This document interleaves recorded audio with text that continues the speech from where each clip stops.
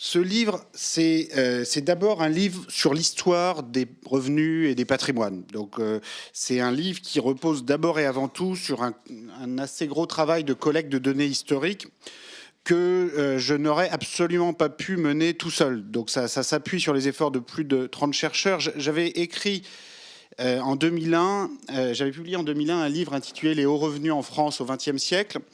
Donc la différence entre ce livre de 2001 et ce livre-là de 2013, Le Capital au XXIe siècle, c'est d'abord que grâce à beaucoup de chercheurs, j'ai pu passer de l'étude de la France à l'étude de plus de 20 pays.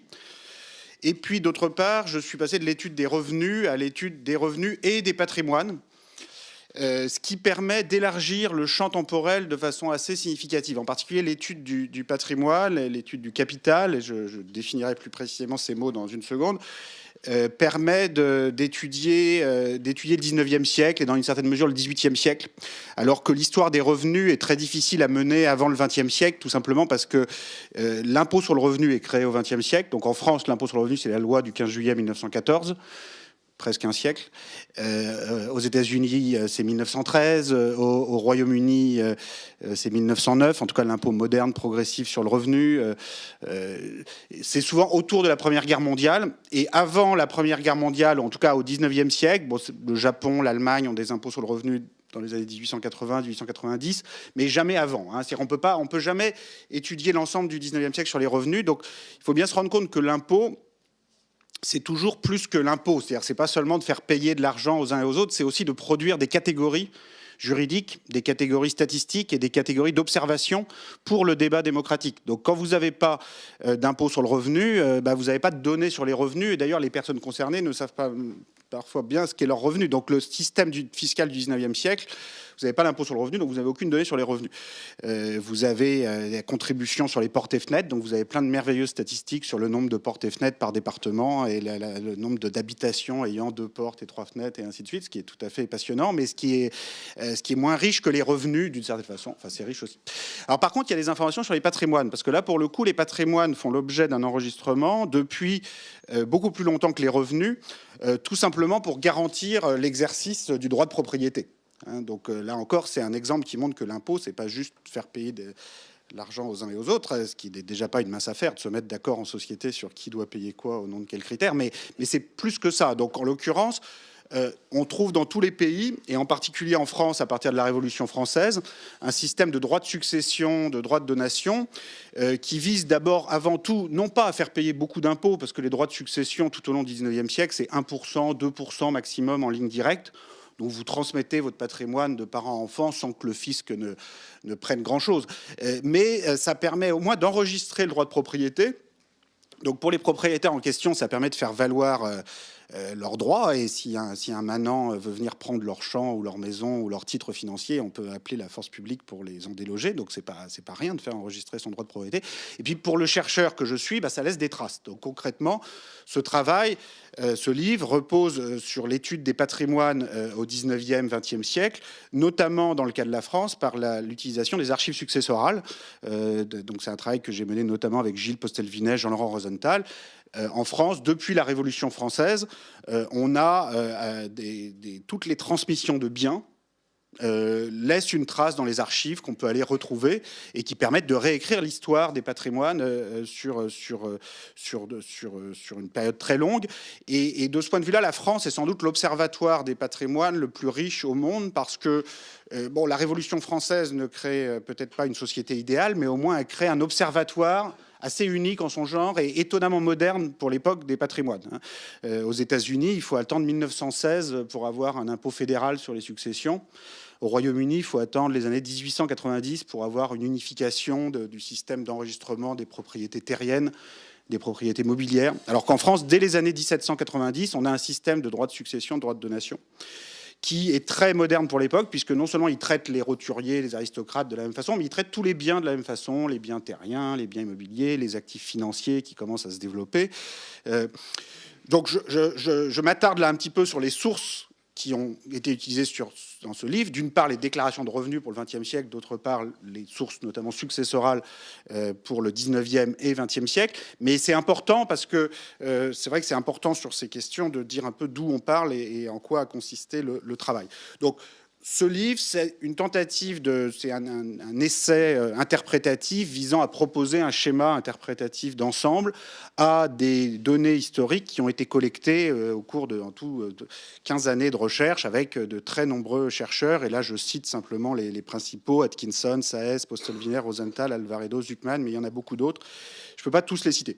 Donc, dans cette présentation, je ne vais pas présenter tous les résultats, mais je vais quand même essayer de montrer un certain nombre de graphiques et d'aller un peu au fond des résultats. Donc, je m'excuse par avance, et même une ou deux équations tout à fait simples. Je veux dire de façon générale que quand les mathématiques, en tout cas quand les mathématiques utilisées en sciences sociales deviennent trop compliquées, en général, c'est mauvais signe, c'est qu'on essaye de dissimuler quelque chose. Mais par contre, des mathématiques très simple, permettant de mieux rendre compte d'un grand nombre de faits, ça peut être tout à fait indispensable. Bon, le problème, c'est que les collègues, notamment en économie, ont tendance à faire le contraire. Il y a beaucoup de mathématiques très compliquées pour expliquer très peu de faits. Mais donc là, il va y avoir plutôt beaucoup de faits, mais un tout petit peu de mathématiques, quand même, ça peut être un peu utile d'avoir un cadre théorique. Donc, je m'excuse par avance pour les côtés un peu techniques de cette présentation. Le livre, je crois, l'est beaucoup moins.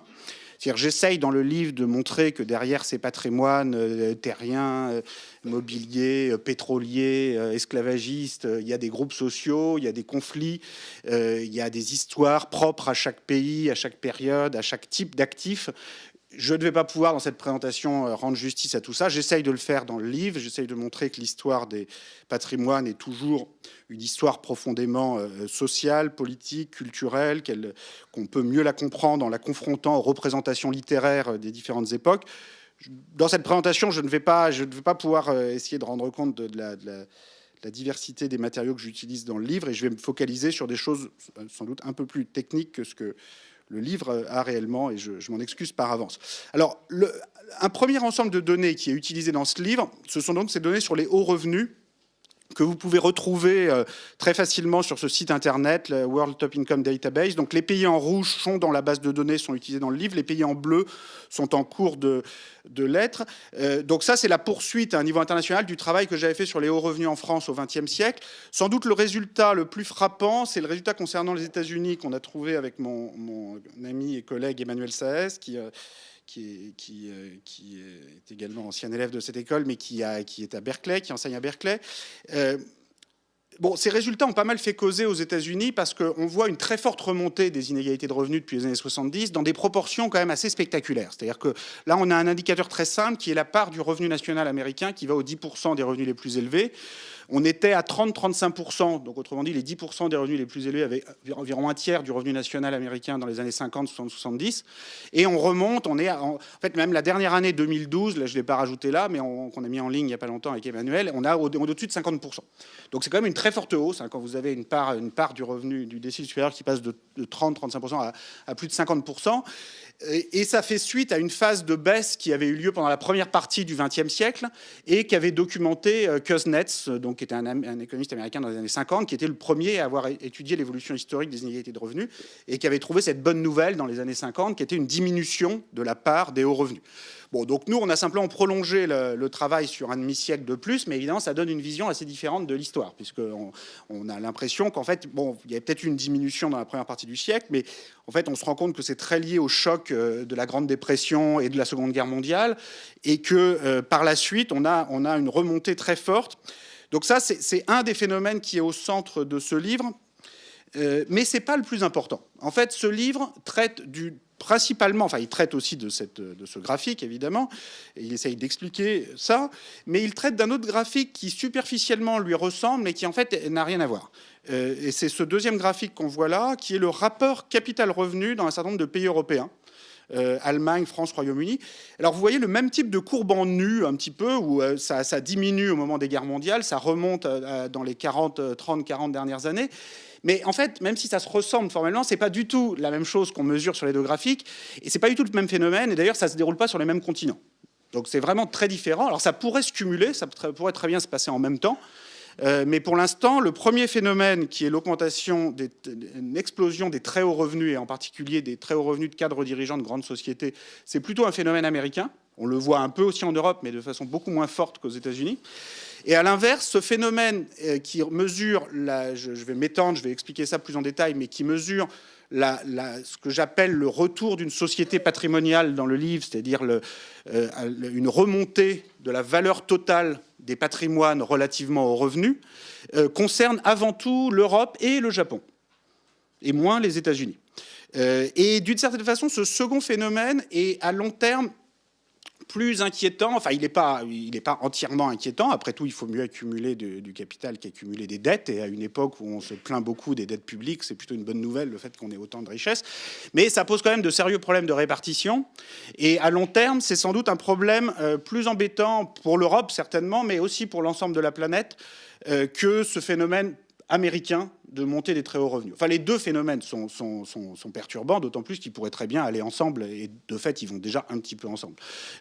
Mais si on voulait mettre l'accent sur l'un, je mettrais plutôt l'accent sur celui-là, et c'est un des messages importants de ce livre, qui est de dire, bon, ok, il y a l'explosion des hauts revenus aux États-Unis, c'est très important, mais il y a quelque chose qui est plus souterrain qui se passe en Europe, au Japon et au niveau de la planète dans son entière, qui est une espèce de repatrimonialisation de la société, et qui est un phénomène un peu différent et finalement plus préoccupant, sur lequel ce livre tente de mettre l'accent. Donc, plus précisément, dans cette présentation, je vais donc essayer de m'organiser en trois parties. Je ne sais pas dans quelle mesure je vais réussir à consacrer un temps égal à ces trois mouvements, et ce sera sans doute beaucoup plus chaotique que cette belle organisation décrite ici. Enfin, en tout cas, justement, si j'arrive pas au bout, au moins, voici une description de ce à quoi je voudrais arriver. Premier point, le retour d'une société patrimoniale dans ce que j'appelle ici le vieux monde, donc l'Europe, le Japon, sont les parties du monde qui sont déjà en stagnation démographique, voire en régression pour le Japon, ou pour certains pays européens, et où on trouve dans cette partie, dans ces pays, un retour de ratio patrimoine-revenu qui semble revenir vers des très hauts niveaux qu'on observait au XVIIIe, XIXe siècle. L'intuition fondamentale, c'est que dans ces pays de croissance faible, et en particulier de croissance démographique faible, les patrimoines issus du passé prennent naturellement une très grande importance. Et comme on le verra, cela peut tout à fait concerner à long terme l'ensemble de la planète.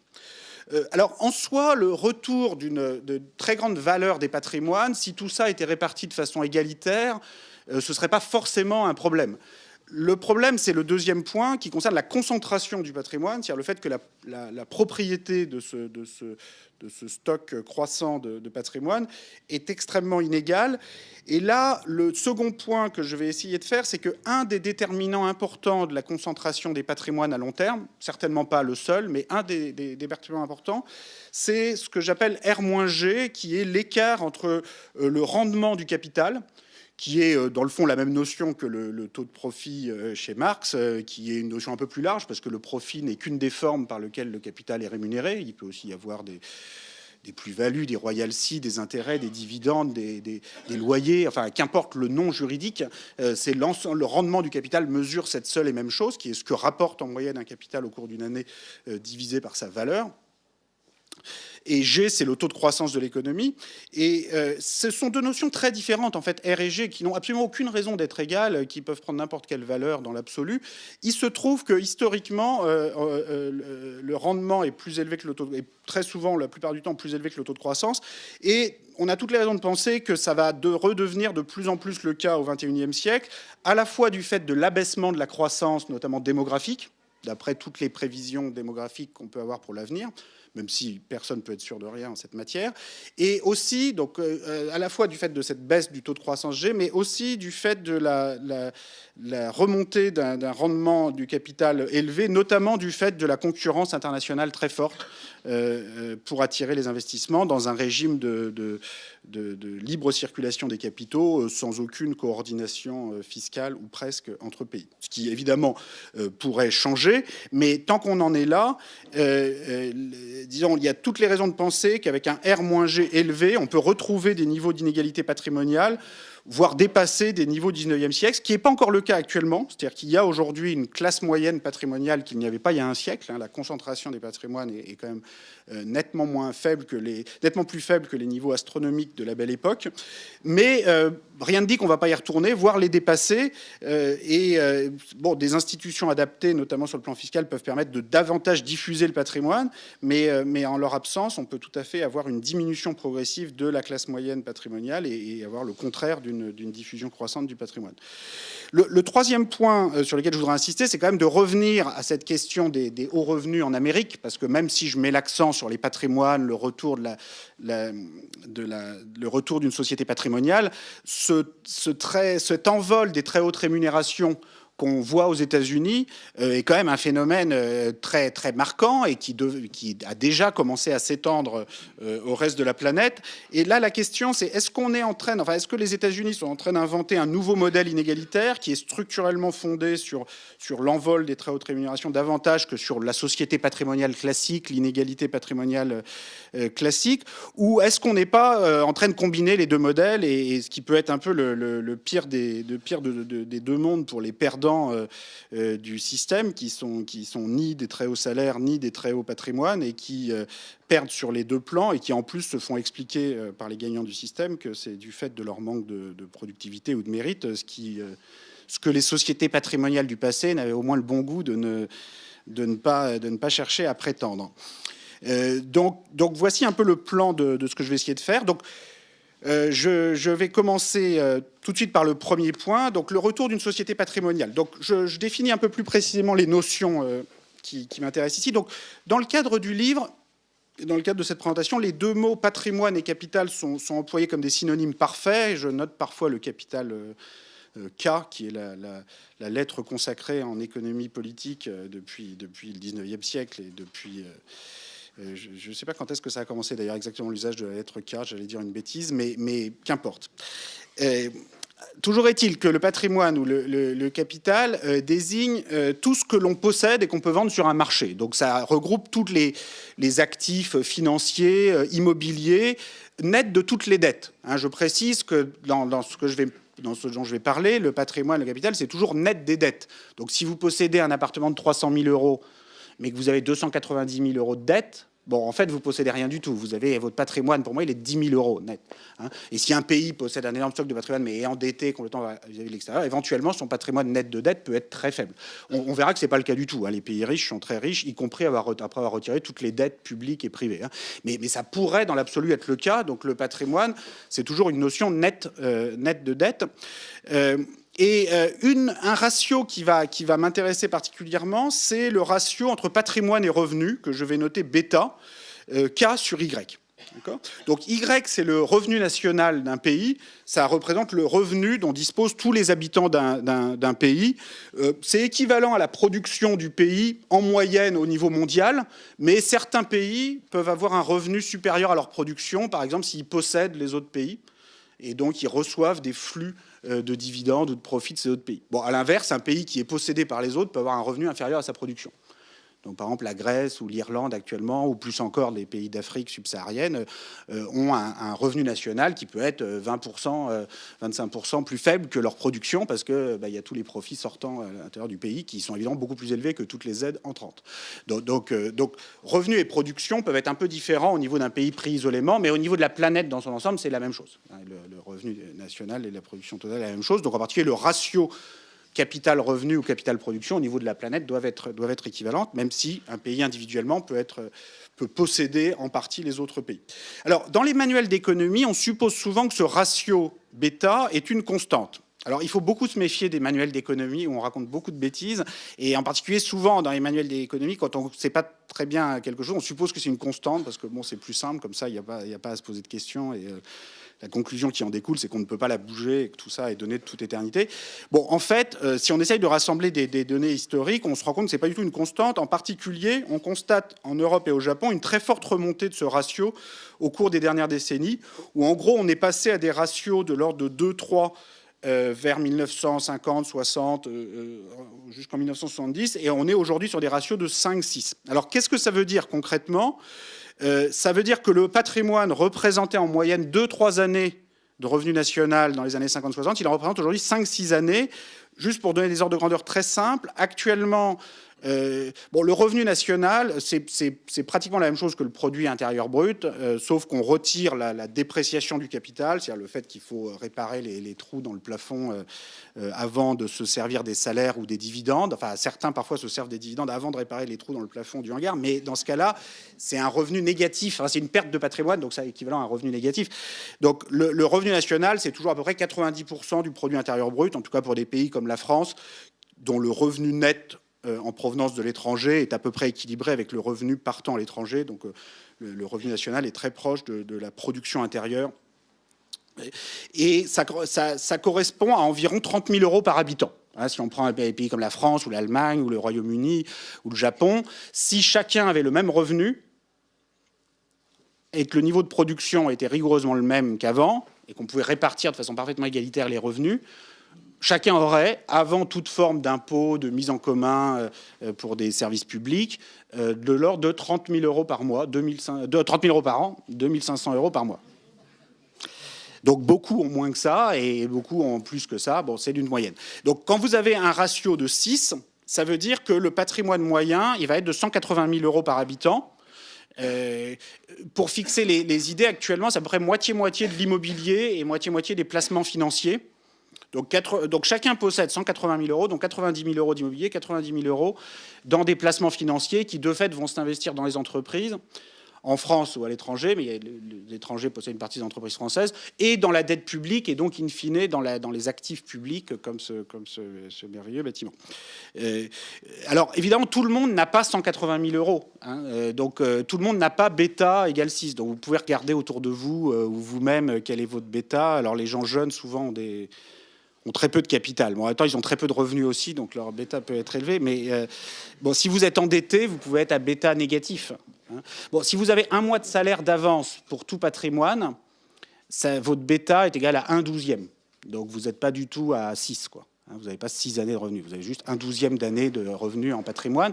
Donc pour beaucoup de gens, le capital, c'est quelque chose de très abstrait. Hein, parce que le capital, la moitié la plus pauvre de la population en possède pratiquement pas. La moitié la plus pauvre de la population a moins de 5% du patrimoine total. Donc c'est une notion très très abstraite, le capital, quand on n'en possède pas.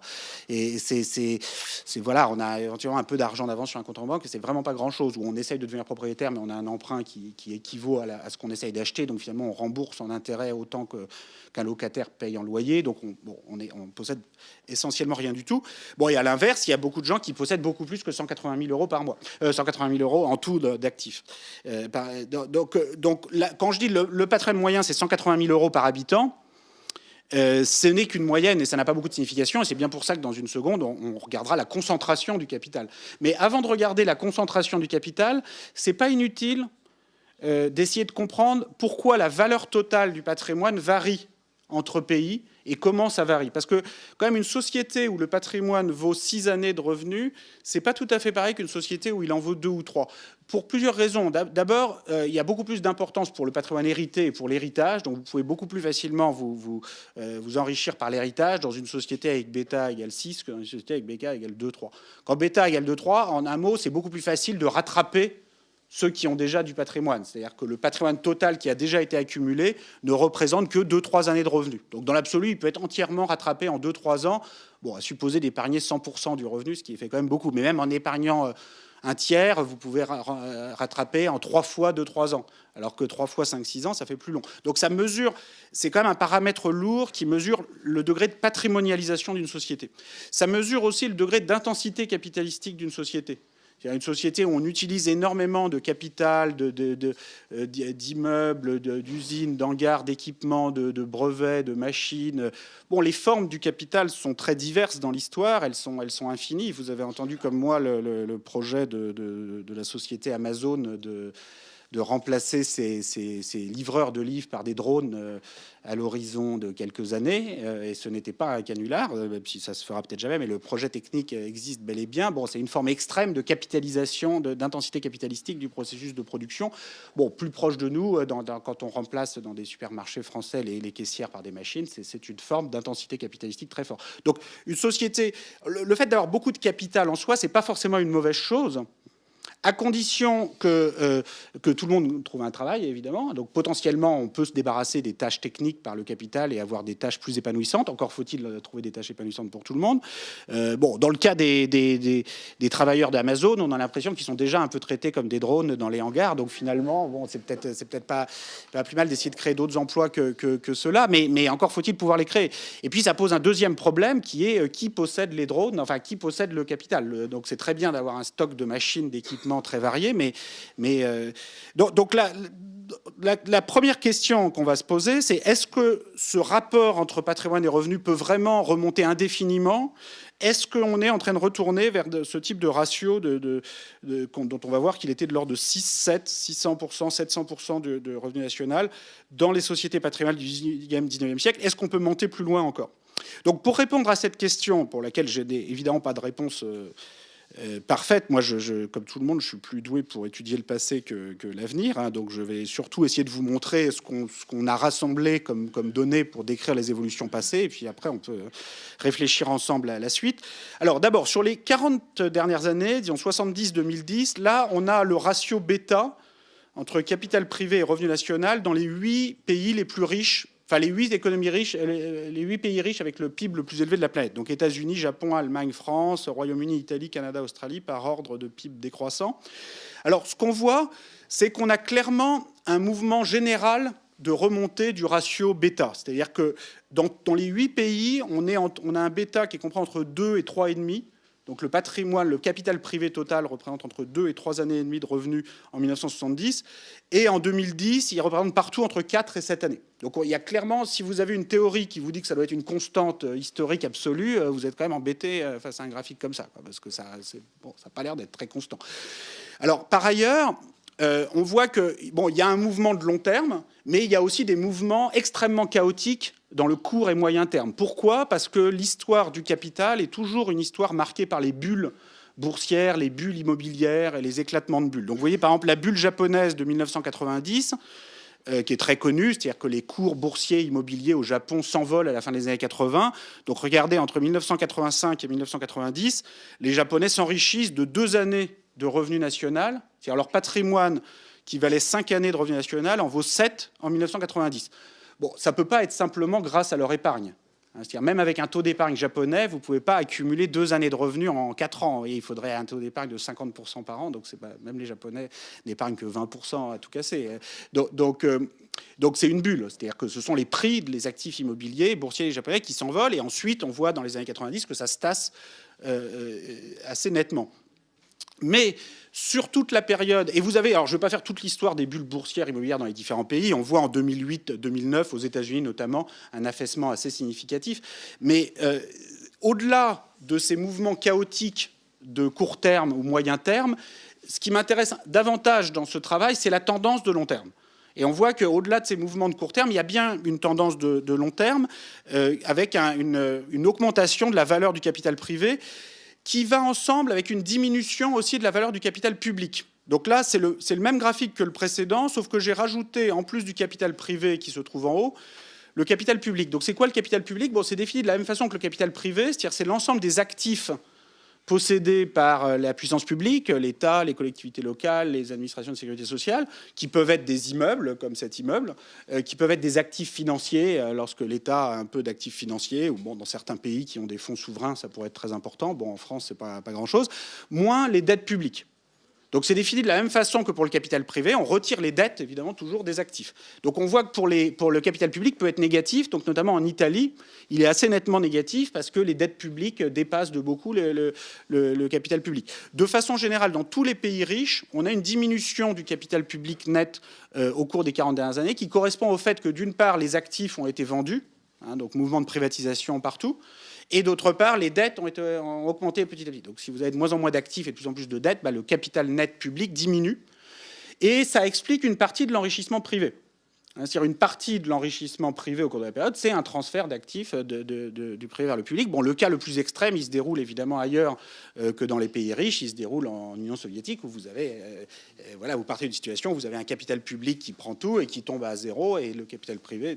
Donc là, vous avez des énormes enrichissements qui n'ont évidemment rien à voir avec l'épargne, qui sont des transferts purs et simples. Et bon, il y a beaucoup de privatisations à bas prix en France, au Royaume-Uni, au cours des 40 dernières années notamment, qui s'apparentent un peu à cette logique, enfin de façon quand même moins extrême. D'ailleurs, c'est important de voir que pour les pays riches, ce transfert de capital public vers le capital privé n'est finalement qu'une partie, et qu'une partie minoritaire de l'augmentation du capital privé. Donc si on prend un cas comme l'Italie, par exemple, on peut remarquer, si vous regardez bien les courbes et si vous regardez le livre, que toutes les courbes et toutes les séries sont en ligne sur le site, site internet du livre. Vous pouvez retrouver tous ces chiffres et vous verrez par exemple que pour l'Italie, l'augmentation de capital privé a été de 4 années de revenu national. On est passé de 2,5 à 6 années et demie de mémoire. La diminution de capital public a été d'1 année de revenu national. Autrement dit, ça n'explique qu'un quart de l'enrichissement privé. L'appauvrissement public explique un quart de l'enrichissement privé. Bon, ce qui est déjà pas mal, un quart, mais il en reste 3 autres quarts. Donc c'est pas seulement un transfert public-privé, cet enrichissement privé, pour résumer. C'est plus profond que ça. Bon, l'appauvrissement public a aggravé les choses, mais c'est plus profond que ça. Cet enrichissement des 40 dernières années, cette remontée du capital privé des 40 dernières années, en fait, on ne peut bien le comprendre que si on le met dans une perspective plus longue. Donc voilà le cas du Royaume-Uni, qui est le pays pour lequel on a le plus grand nombre d'estimations de la fortune nationale au XVIIIe siècle et XIXe siècle. Alors c'était vraiment un sport national au Royaume-Uni et en France d'estimer la fortune nationale des deux pays au XVIIIe, XIXe siècle. Alors il n'y avait pas l'INSEE à l'époque, mais en même temps il n'y avait pas les paradis fiscaux non plus. Donc finalement les estimations de la fortune nationale au XIXe siècle, je pense par certains côtés, sont plus fiables que celles d'aujourd'hui.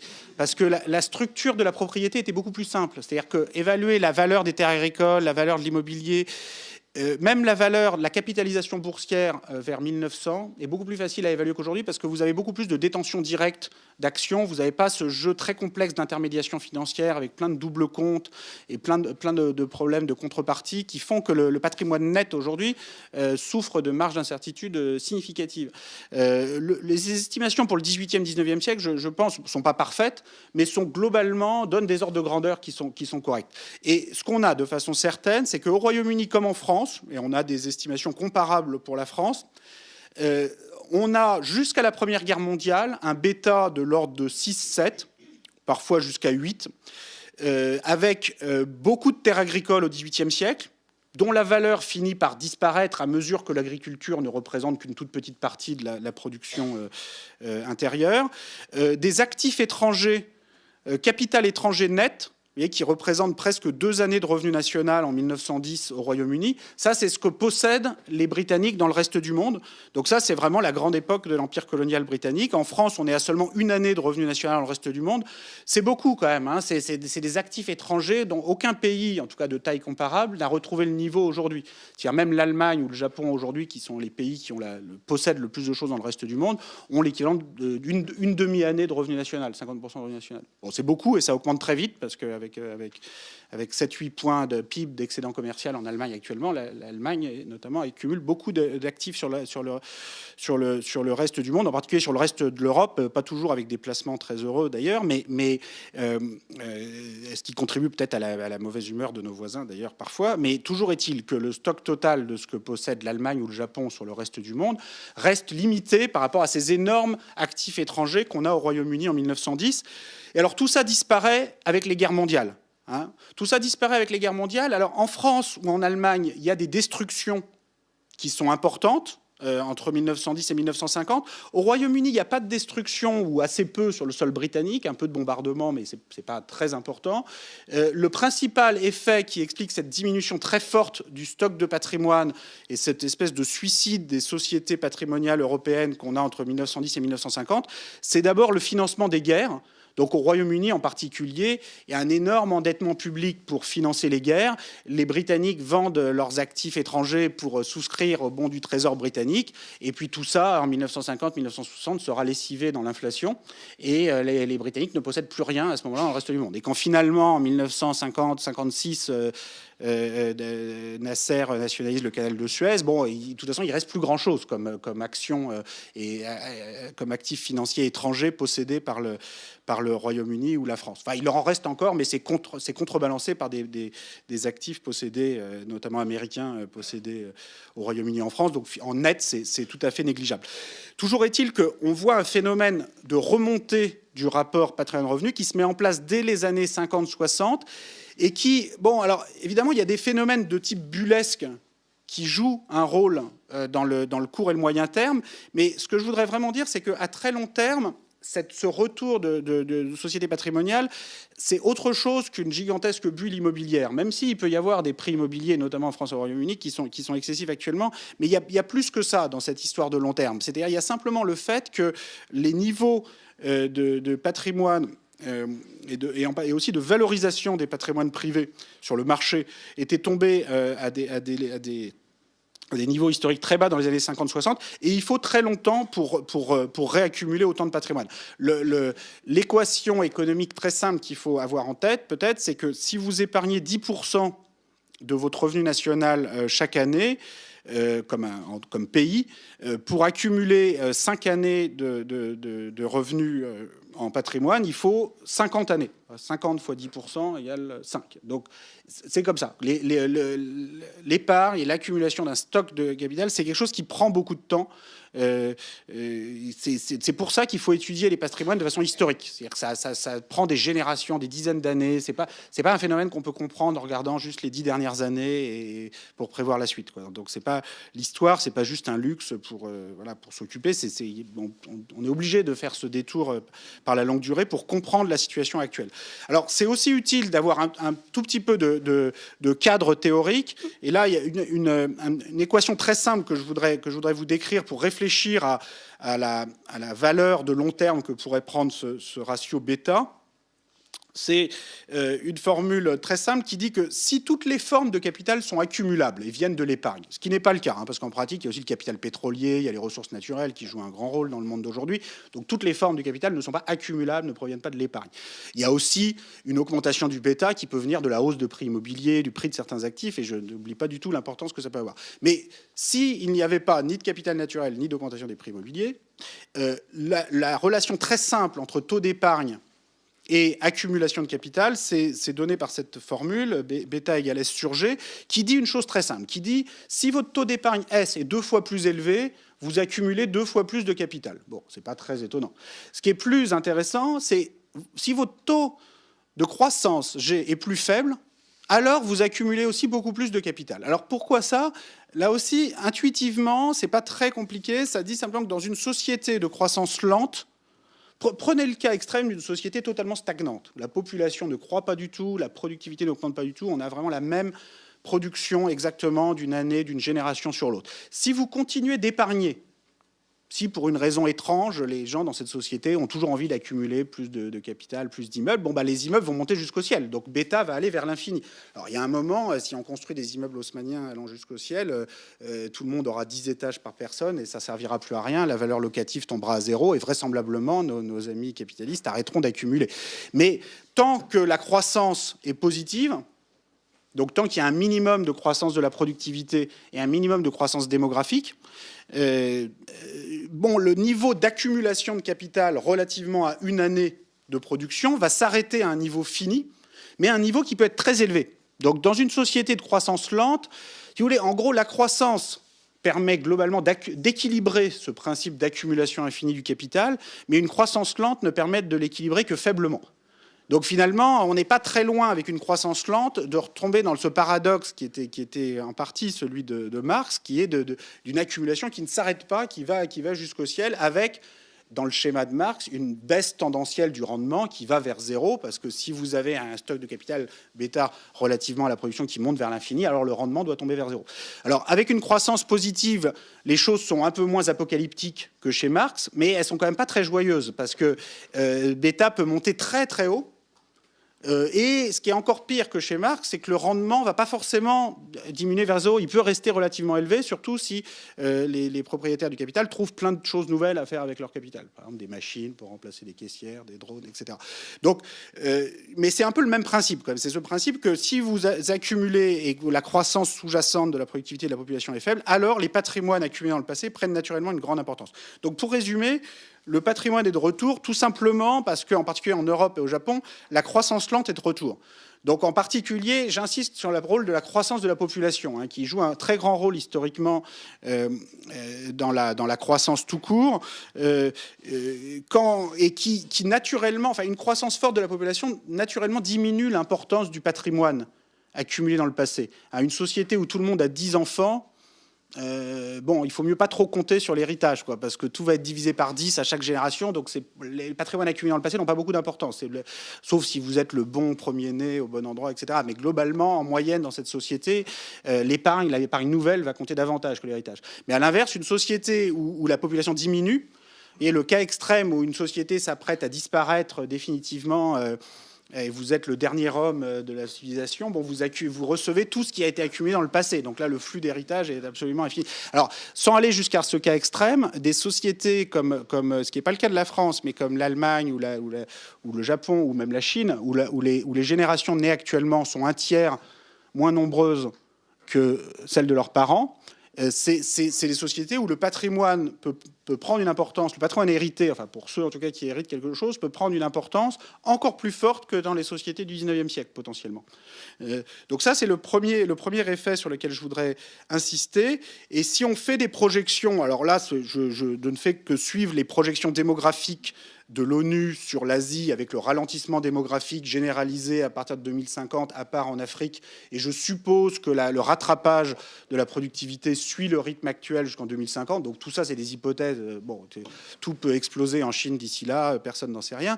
Mais en tout cas, sous ces hypothèses-là, on a naturellement une repatrimonialisation générale au niveau mondial.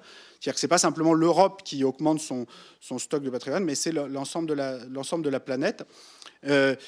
Alors, ça implique pas forcément, bon là je vais peut-être passer un petit peu plus vite, mais cette hausse du ratio capital-revenu n'implique pas forcément une hausse de la part du capital dans le revenu national, mais il y a quand même de grandes chances. Hein. Donc là, je rappelle rapidement les notions en jeu.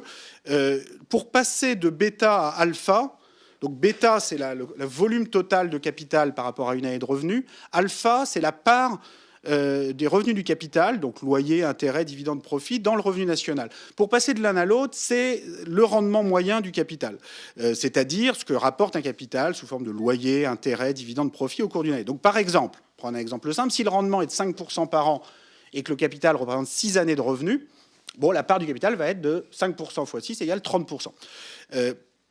Alors, les économistes, souvent, aiment bien les hypothèses simples et les hypothèses apaisantes, si possible. Et donc, une hypothèse standard dans la théorie économique, c'est ce qu'on appelle la fonction de production Cobb-Douglas, qui, en langage clair, revient à supposer que quand vous avez plus de capital, le rendement marginal de ce capital, l'utilité qu'a ce capital dans le processus de la production, bon, va diminuer forcément. Hein, c'est comme je disais tout à l'heure, si vous construisez des immeubles jusqu'au ciel, il y a un moment où, quand chacun a 10 étages par personne, la valeur locative d'un étage supplémentaire va être très faible. La question, c'est à quel rythme ça diminue, à quel rythme le rendement du capital diminue lorsque vous augmentez la quantité. Donc l'hypothèse qu'aiment bien les économistes, c'est la fonction Cobb-Douglas, où quand le stock bêta augmente, le rendement R diminue exactement dans les mêmes proportions, si bien que le produit des deux, qui est la part du capital revenu national, est exactement constante, comme par enchantement. Donc ça, c'est très rassurant, parce que c'est un monde très apaisé, où finalement, il n'y a pas besoin de se disputer sur la part du capital, la part du travail dans la société, parce que c'est une constante technologique. Et quelles que soient les quantités de capital accumulées par les uns et les autres, finalement, ça reviendra au même. Alors, en fait, c'est complètement faux. D'abord parce qu'il y a évidemment des luttes sociales sur le rendement du capital qui déterminent assez fortement le partage capital-travail. Et d'autre part, pour des raisons peut-être encore plus fondamentales, c'est que même si on vivait dans cette fiction du marché de concurrence pure et parfaite décrit dans les modèles économiques les plus standards. En fait, il suffirait que ce que les économistes appellent l'élasticité de substitution du capital soit un peu plus, l'élasticité entre capital et travail, de substitution entre capital et travail soit un peu plus forte que 1, pour que le rendement du capital diminue, mais diminue moins fortement que le volume, qui est exactement ce qui s'est produit depuis les années 70-80, où on observe non seulement une augmentation de la quantité de capital, mais également une augmentation de la part du capital dans tous les pays riches. Donc c'est sans doute en partie du fait de l'augmentation du pouvoir de négociation des investisseurs internationaux et du capital dans son ensemble, mais c'est probablement également aussi parce que finalement cette hypothèse de fonction Cobb-Douglas, elle n'a vraiment aucune raison d'être réalisée. Et il suffit d'avoir une fonction de production qui est un tout petit peu plus substituable que dans le modèle standard. Il n'y a pas besoin de supposer qu'on est... le cas extrême, ce serait celui d'une économie où on peut remplacer absolument toutes les fonctions humaines, de travail humain, par des robots. C'est le cas d'Amazon. Maintenant, sans en arriver jusqu'à ce cas extrême, il faut bien voir que dans toute cette histoire, il n'y a aucune hypothèse, y compris dans le modèle économique le plus standard, qui garantisse que ces deux effets du rendement du capital d'une part et de la quantité de capital d'autre part s'équilibrent. Et en fait, il y a toutes les raisons de penser qu'on peut avoir de façon continue une hausse non seulement de la quantité de capital, mais aussi de la part allant au capital. Donc concrètement, jusqu'où ça peut monter là, on est passé de 20-25% à 30-35% de part nette du revenu national allant au capital. Ça peut monter à 40, 45, 50%. Il n'y a rien qui l'empêche. Il faut bien comprendre que dans cette histoire, il n'y a aucun pilote dans l'avion. Et c'est uniquement sous des hypothèses très particulières de la fonction de production de Cobb-Douglas que les choses s'équilibrent dans le modèle standard. Donc il y a vraiment, c'est vraiment un mythe qu'il est important de démonter avant de passer à la suite. Alors la suite, comme je le disais tout à l'heure, bon, la hausse de la quantité de capital et de la part du revenu national au capital, en soi, ça peut être une bonne chose. C'est-à-dire, en soi, on pourrait imaginer que le fait d'avoir plus de machines, enfin moi je ne suis pas contre les machines, je ne dis pas qu'il faut briser les machines, on pourrait imaginer que ça permet de se consacrer à autre chose que sa propre subsistance, à faire des métiers plus épanouissants, etc., à condition d'adapter le système de formation, le système d'organisation collective, de répartition des emplois, de façon à ce que chacun ait effectivement ce métier épanouissant, et à condition aussi de se soucier de la répartition du patrimoine qui est d'autant plus importante que bêta et alpha sont importants. Donc c'est la deuxième question sur laquelle je vais passer maintenant, qui concerne l'évolution de la concentration du patrimoine. Et là, le point important sur lequel je voudrais insister, c'est que le patrimoine a toujours été extrêmement concentré, donc en particulier dans ce que j'appelle la société patrimoniale classique, qui est la société qu'on voit dans tous les romans du 19e siècle et qu'on voit en fait jusqu'à la Première Guerre mondiale. On a en gros une minorité de la population qui vit de son patrimoine et le reste de la population qui ne possède presque rien. Donc pour donner des ordres de grandeur, en France, à la veille de la Première Guerre mondiale, on a 90% du capital total qui est détenu par les 10% les plus riches et plus de 60% par les 1% les plus riches, et le reste de la population ne détient presque rien. Alors aujourd'hui, la concentration du capital est toujours très forte, mais elle est quand même moins extrême. Alors elle est toujours très forte, c'est-à-dire que vous avez de l'ordre de 60%, voire 70% au Royaume-Uni, aux États-Unis, qui est détenu par le décile supérieur. C'est beaucoup plus que pour les revenus. Souvenez-vous, pour les revenus, les États-Unis sont passés de 1 tiers à 50% détenus par le décile supérieur. En France, on est plutôt à 1 tiers détenus par le décile supérieur pour les revenus. Donc pour le patrimoine, c'est toujours au moins 2 fois plus concentré que les revenus et parfois 3 fois plus concentré. Puisqu'on était à 90% détenus par les 10% les plus riches il y a un siècle, et aujourd'hui on est en gros à 60%. Donc le patrimoine est toujours très concentré, mais c'est tout de même moins extrême qu'il y a un siècle. Donc en particulier, les 50% les plus pauvres ne possèdent toujours presque rien, comme je le disais tout à l'heure, moins de 5% du total. Mais vous avez au milieu, c'est pas exactement au milieu mathématiquement, mais disons entre les 50% les plus pauvres et les 10% les plus riches, vous avez ce groupe des 40% du milieu, pour simplifier la représentation, qui détient en gros 20-30% du capital total aujourd'hui.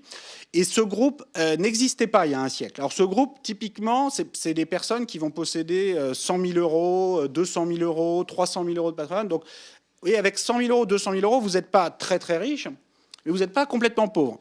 Et d'ailleurs, souvent, vous n'aimez pas être traité comme un pauvre politiquement, et c'est quand même, ça a des conséquences sur le paysage politique, le fait d'avoir une classe moyenne patrimoniale et un groupe comme ça très substantiel, mettons 40% de la population, qui, sans être très pauvre, possède quand même un peu de biens. Typiquement, possède son logement, a fini de rembourser son emprunt ou est en passe de finir de le rembourser, a épargné, parfois a hérité.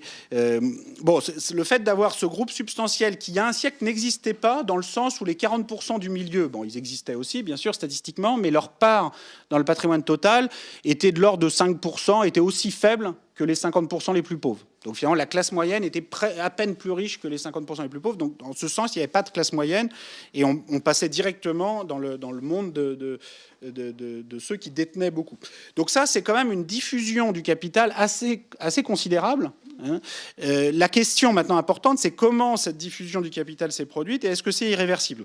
Et là, la réponse générale que j'apporte sur la base de ces recherches historiques, c'est que, bon, à nouveau, c'est très difficile de prédire l'avenir, mais ce dont on peut être certain, c'est que c'est vraiment les chocs du XXe siècle, un peu de la même façon que pour la quantité totale de patrimoine, ce sont les chocs du XXe siècle qui ont conduit dans une large mesure à cette diffusion du patrimoine.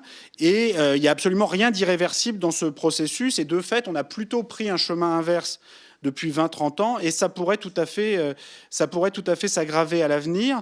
En particulier, là, je vais accélérer un petit peu, mais l'étude de la France est particulièrement intéressante parce qu'on voit vraiment en France, jusqu'à la Première Guerre mondiale, aucune tendance à la diminution des inégalités. C'est-à-dire jusqu'à la Première Guerre mondiale, on a vraiment une concentration croissante du patrimoine avec des niveaux inouïs de concentration du patrimoine. Alors l'intérêt de la France aussi, c'est que les données successorales, comme je disais tout à l'heure, sont très bonnes. Donc on peut vraiment étudier en détail le cas français. Et on voit à Paris en particulier en 1910-1913, 70% du patrimoine total qui est détenu et transmis par 1% de la population. Et à l'inverse, vous avez les 70% de la population à Paris qui décèdent sans aucun patrimoine en 1913, hein, ou dont les maigres effets personnels, les draps, les couverts permettent à peine de payer les frais d'inhumation, comme le père Goriot en 1820. Et donc vous avez un degré extrême de polarisation de la fortune. 70% qui possèdent rien, 1% qui possèdent 70%. Et selon toutes les données qu'on a, ça avait plutôt tendance à s'aggraver dans les décennies précédant la Première Guerre mondiale. Donc ça, c'est quelque chose qui est très frappant, moi, qui m'a beaucoup marqué, parce que à l'époque, vous avez une bonne partie des élites politiques, financières, des économistes, notamment Paul Leroy-Beaulieu, grand professeur au Collège de France, titulaire de la chaire d'économie politique de 1880 à 1916, grand partisan de la colonisation, et qui explique que la France est un pays de petits propriétaires et n'a pas besoin d'impôts progressifs sur les revenus ni sur les successions, parce que la Révolution française a permis de créer l'égalité face au droit de propriété, et donc l'égalité tout court, et que l'impôt progressif est bon pour les pays aristocratiques comme le Royaume-Uni, mais que la France, étant un pays de petits propriétaires, n'en a pas besoin. Alors que toutes les données successorales de l'époque montrent le contraire, et montrent que la concentration de la propriété est tout aussi forte dans la France républicaine de 1910 que dans l'Angleterre monarchique. Alors moi, je me réjouis chaque matin d'être en République plutôt qu'en monarchie, mais en même temps, c'est vrai que cette foi dans le régime politique comme suffisant pour égaliser les conditions, on le retrouve parfois aujourd'hui dans ce culte qu'on a pour notre méritocratie républicaine, nos grandes écoles républicaines. Bon, ce culte, il a toujours été excessif, il l'était il y a un siècle, il est aujourd'hui. Voilà, pour que la République soit sociale, il lui faut des institutions sociales spécifiques. Et en soi, le régime, bon, c'est très bien, mais c'est pas, ça ne change pas grand-chose dans le fond. Et cette expérience de la France de la Belle Époque est quand même très marquante parce qu'on a l'exemple d'un système qui se veut démocratique, parlementaire, suffrage universel, enfin au moins pour les hommes, et qui ne répond pas à un accroissement considérable des inégalités, à une concentration des patrimoines extrêmes. Alors, est-ce que c'est la guerre mondiale qui finalement y répond et c'est une réponse à des tensions sociales très fortes? Bon, moi je ne vais pas m'engager dans ce débat-là, la guerre a des racines très profondes, etc. Ce qui est certain, c'est que, même si on ne peut pas dire ce qui serait passé sans les guerres, ce qu'on peut dire, c'est qu'il n'y avait aucune tendance à l'apaisement dans la concentration des patrimoines à ce moment-là. Et c'est vraiment les guerres qui conduisent à cette déconcentration du patrimoine par le haut, c'est-à-dire que les plus hauts patrimoines sont réduits fortement par les guerres et par les réponses politiques aux guerres. C'est-à-dire que l'impôt progressif se met en place dans les années 20, 30 et puis en 1945, la sécurité sociale, toutes sortes d'institutions sociales redistributives se mettent en place à la suite des guerres et contribuent à cette déconcentration des patrimoines qui n'était absolument pas en marche avant les guerres. Sur la période récente, on a une remontée dont notre capacité à la mesurer est faible. On vit quand même dans une époque où le président de la République peut avoir son ministre des Finances avec un compte en Suisse sans être au courant. Donc, vous imaginez, s'il n'est pas au courant, moi, qu'est-ce que je suis au courant, quoi. Donc, sur la fin de la période, il est tout à fait possible que la courbe remonte plus fortement que ce qu'on voit là. Donc, on a quand même aujourd'hui une classe moyenne patrimoniale plus importante qu'il y a un siècle. Ça, on peut en être sûr, on la voit, on peut la mesurer. Elle n'était pas là il y a un siècle. Bon, il y a un siècle, à Paris, la plupart des immeubles ne sont pas découpés dans le cadastre. C'est-à-dire que soit vous possédez l'immeuble, soit vous possédez rien du tout. Donc c'est quand même un niveau de concentration de la propriété qui n'est pas celui d'aujourd'hui. Mais aujourd'hui, la concentration de la propriété remonte fortement. Elle remonte encore plus fortement au Royaume-Uni, un peu en Suède, aux États-Unis. Si on essaye de comprendre les déterminants à long terme, voilà ce qu'on peut dire. Bon, résultat central, on n'a aucune tendance à la déconcentration avant les guerres. Question, en dehors de ces chocs, quelles sont les forces qui déterminent le niveau de concentration du capital ? Il y a beaucoup de forces jouent un rôle important. Les attitudes des familles pour diviser le patrimoine, pour accumuler des patrimoines. Bon, il y a beaucoup de processus, de stratégies complexes. Mais il y a un effet sur lequel je voudrais insister, qui est cet effet que j'ai mentionné tout à l'heure, R-G, entre le rendement net du capital et le taux de croissance. Et le point important, c'est qu'avec le ralentissement de la croissance de la population, notamment, et aussi de la productivité, parce que c'est vrai que dans les 30 glorieuses, on a eu un taux de croissance de la productivité extraordinairement élevé, qui correspondait largement à une phase de rattrapage, notamment par rapport aux États-Unis. Depuis le début des années 80, tous les pays riches, en Europe comme aux États-Unis comme au Japon, sont sur des rythmes de croissance de la productivité très faibles, 1%, 1,5% par an. La croissance de la population a pratiquement disparu, du moins en Europe et au Japon. Elle continue aux États-Unis. Et ça conduit mécaniquement à un écart important entre le rendement net du capital et le taux de croissance. On pourrait tout à fait, notamment du fait de la compétition fiscale internationale en hausse qui aggrave l'effet sur le rendement net du capital R, on pourrait tout à fait avoir un R-G qui continue de progresser au cours du XXIe siècle, qui retrouve un niveau du XIXe siècle. Et sous ces conditions, tout laisse à penser que la concentration du capital pourrait continuer. Je veux juste insister sur le fait que si on regarde sur la très très longue durée, ce qu'on connaît sur les rendements du capital et le taux de croissance, il n'y a absolument aucun doute sur le fait que la norme dans l'histoire de l'humanité, c'est que le rendement du capital est beaucoup plus élevé que le taux de croissance. Pour une raison très simple, c'est que la croissance, pendant l'essentiel de l'histoire de l'humanité, était très proche de 0%. Et ça, il n'y a besoin d'aucune statistique pour le savoir, puisque il suffirait d'un taux de croissance de 0,2% par an cumulé de l'an 0 jusqu'à aujourd'hui, et ça impliquerait que la population à l'époque du Christ était inférieure à 10 habitants. Et or, beaucoup de preuves existent qui nous confirment. Il y a des estimations, on n'est pas sûr. Est-ce que c'est 40 millions d'habitants, 60 millions d'habitants? J'ai aucune opinion sur la question et je n'ai pas à prendre position là-dessus. Mais on peut être certain que dans tous les cas, la croissance depuis l'époque du Christ était inférieure à 0,1% par an, enfin infinitésimale. Le rendement du capital, lui, évidemment, était très positif. 4-5% par an, c'est ce qu'on observe traditionnellement pour les terres agricoles. Donc dans n'importe quel roman classique, vous verrez que la valeur des terres, c'est typiquement 20 ans ou 25 ans de rente foncière. Bon, pour tous les romanciers du 19e siècle et du 18e siècle, c'est une évidence absolue. Et vous verrez qu'ils passent constamment d'une échelle à l'autre, c'est-à-dire ils passent de l'échelle du capital à l'échelle de la rente. Et c'est une évidence absolue pour le lecteur que, si vous voulez une rente annuelle de 1000 francs or, il vous faut 20 000 francs de terre, et etc. C'est 4%, 5%, c'est comme ça. C'est le rendement de la terre, et vous trouvez ça à l'époque de l'Empire romain, multiples témoignages. Après, ça varie suivant les époques. Des placements plus risqués sous forme d'actions peuvent apporter un rendement de 6-7% par an à long terme. Certaines personnes peuvent faire des plus-values beaucoup plus considérables encore, d'autres font faillite. Enfin, en moyenne, vous avez des rendements du capital qui sont d'au moins 4-5% par an tout au long de l'histoire. Donc forcément, avec un taux de croissance proche de 0%, R est supérieur à G, et ça ne pose aucun problème logique. Simplement, c'est juste au contraire ça qui permet à une élite possédant son patrimoine de vivre de son patrimoine en consommant le rendement.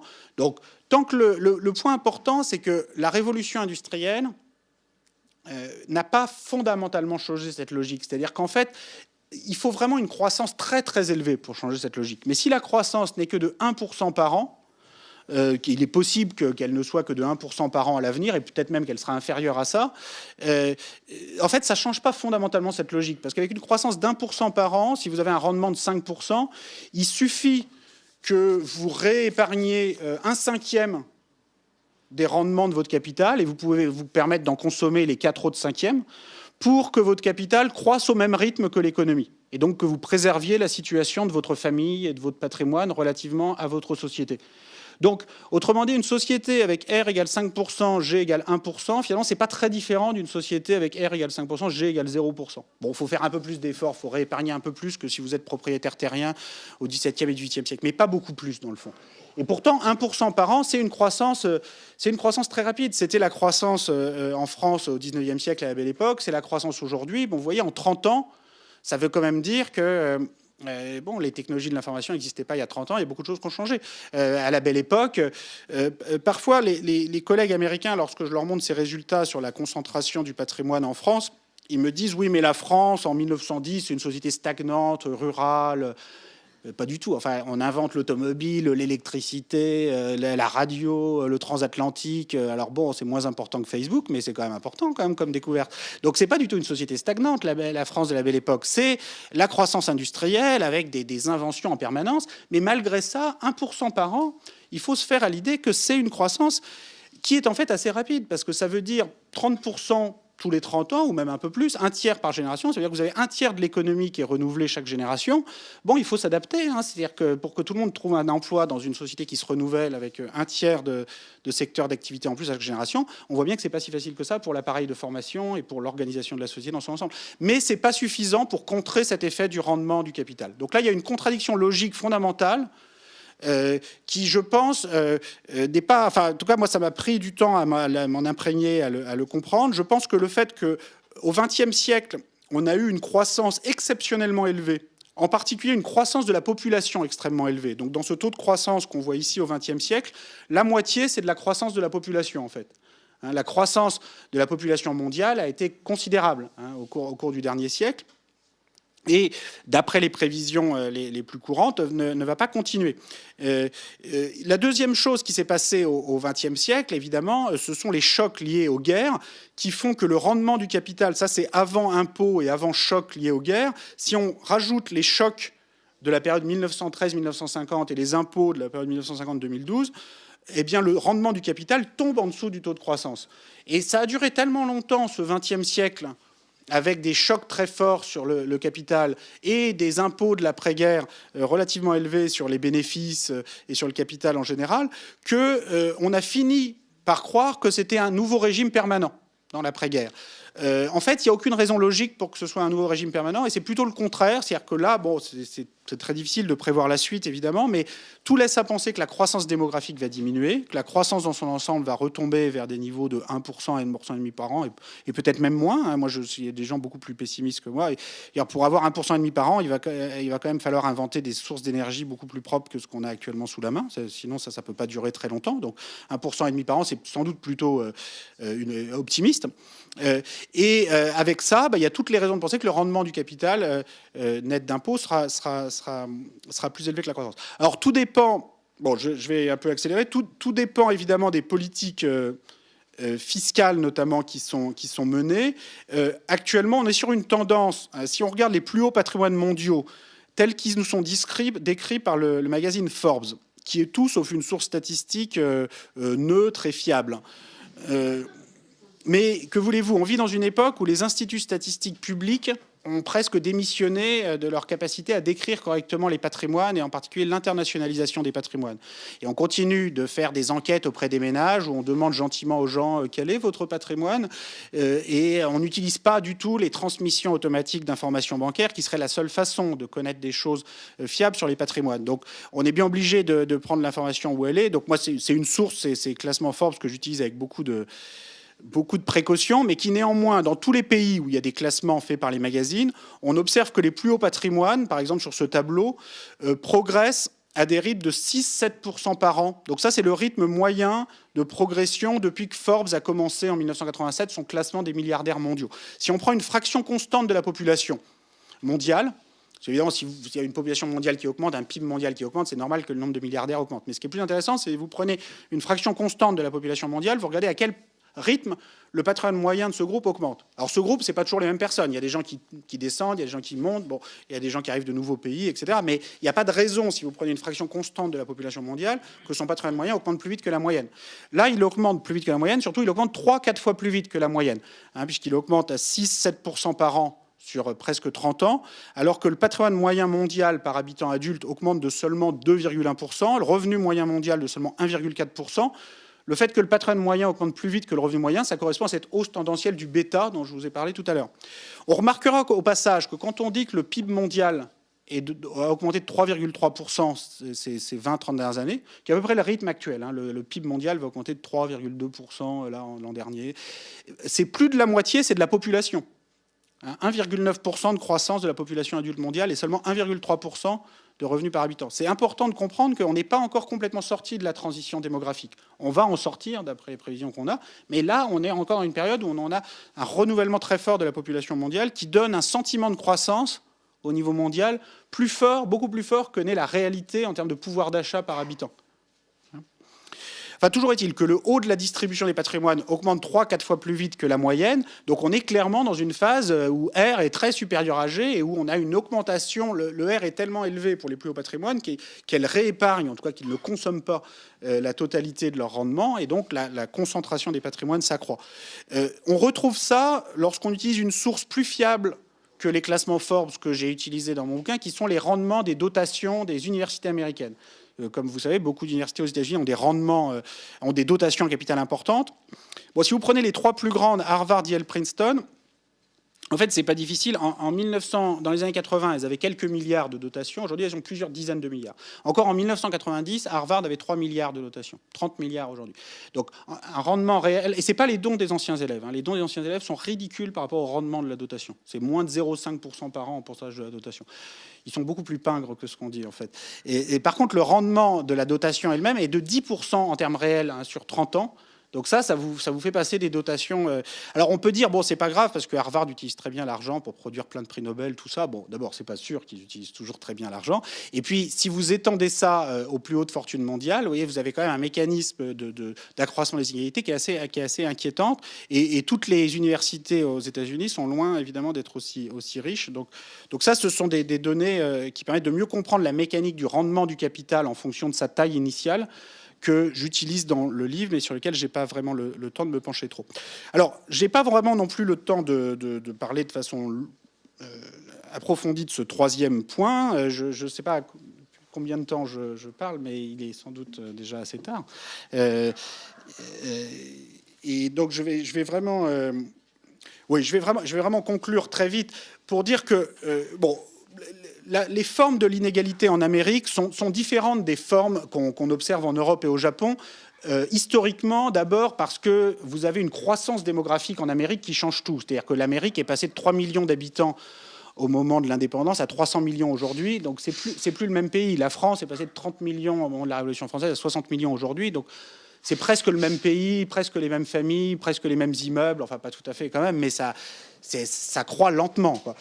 Aux États-Unis, le passé n'existe pas. Donc ça a des côtés sympathiques, qui est que le patrimoine hérité, historiquement, a beaucoup moins d'importance qu'en Europe, forcément, puisque la plupart des gens arrivent d'ailleurs et n'arrivent pas forcément avec un patrimoine sur le dos. En même temps, ce pays des opportunités où le capital accumulé dans le passé compte beaucoup moins qu'en Europe, c'est aussi le pays de l'esclavage, et on a une importance du capital esclavagiste au sud des États-Unis qui marque quand même une relation avec la propriété assez particulière. Et on retrouve aujourd'hui cette même ambiguïté, c'est-à-dire que d'un certain côté, on a un modèle inégalitaire américain qui se veut en tout cas plus méritocratique. Par d'autre côté, il est extrêmement inégalitaire avec, comme vous savez, des taux d'emprisonnement inégalés au monde, y compris en Chine, en Russie, en Iran, en Corée du Nord ou partout. Donc ça, c'est quelque chose qu'on retrouve, dont j'essaye de raconter un peu l'histoire dans le livre. On a cette importance du capital esclavagiste, où avec d'un côté le nord des États-Unis, où effectivement le patrimoine représente beaucoup moins qu'en France et au Royaume-Uni. En particulier, les terres agricoles il y a tellement de terres agricoles aux États-Unis vers 1800 que tout le monde peut être propriétaire pour pas cher. Donc c'est ce que note Tocqueville. Voilà, le prix de la terre est tellement bas aux États-Unis que l'esprit démocratique peut fleurir, chacun peut devenir propriétaire. Bon, c'est vrai, mais dans le sud des États-Unis, les propriétaires ont eu la bonne idée de posséder également les travailleurs possédant sur la terre. Et dans ce cas-là, ça permet d'être aussi riche qu'en Europe et d'une façon encore plus violente qu'en Europe, quelque part. Donc les États-Unis, c'est le contraste entre une partie qui est effectivement plus égalitaire que l'Europe. Le nord des États-Unis a une répartition du patrimoine qui est moins extrême qu'en Europe au XIXe siècle. Il y a une sorte de classe moyenne patrimoniale, en tout cas blanche au nord des États-Unis au XIXe siècle qu'on n'a pas en Europe. Mais en même temps, au sud des États-Unis, c'est la forme la plus extrême d'inégalité qu'on peut avoir.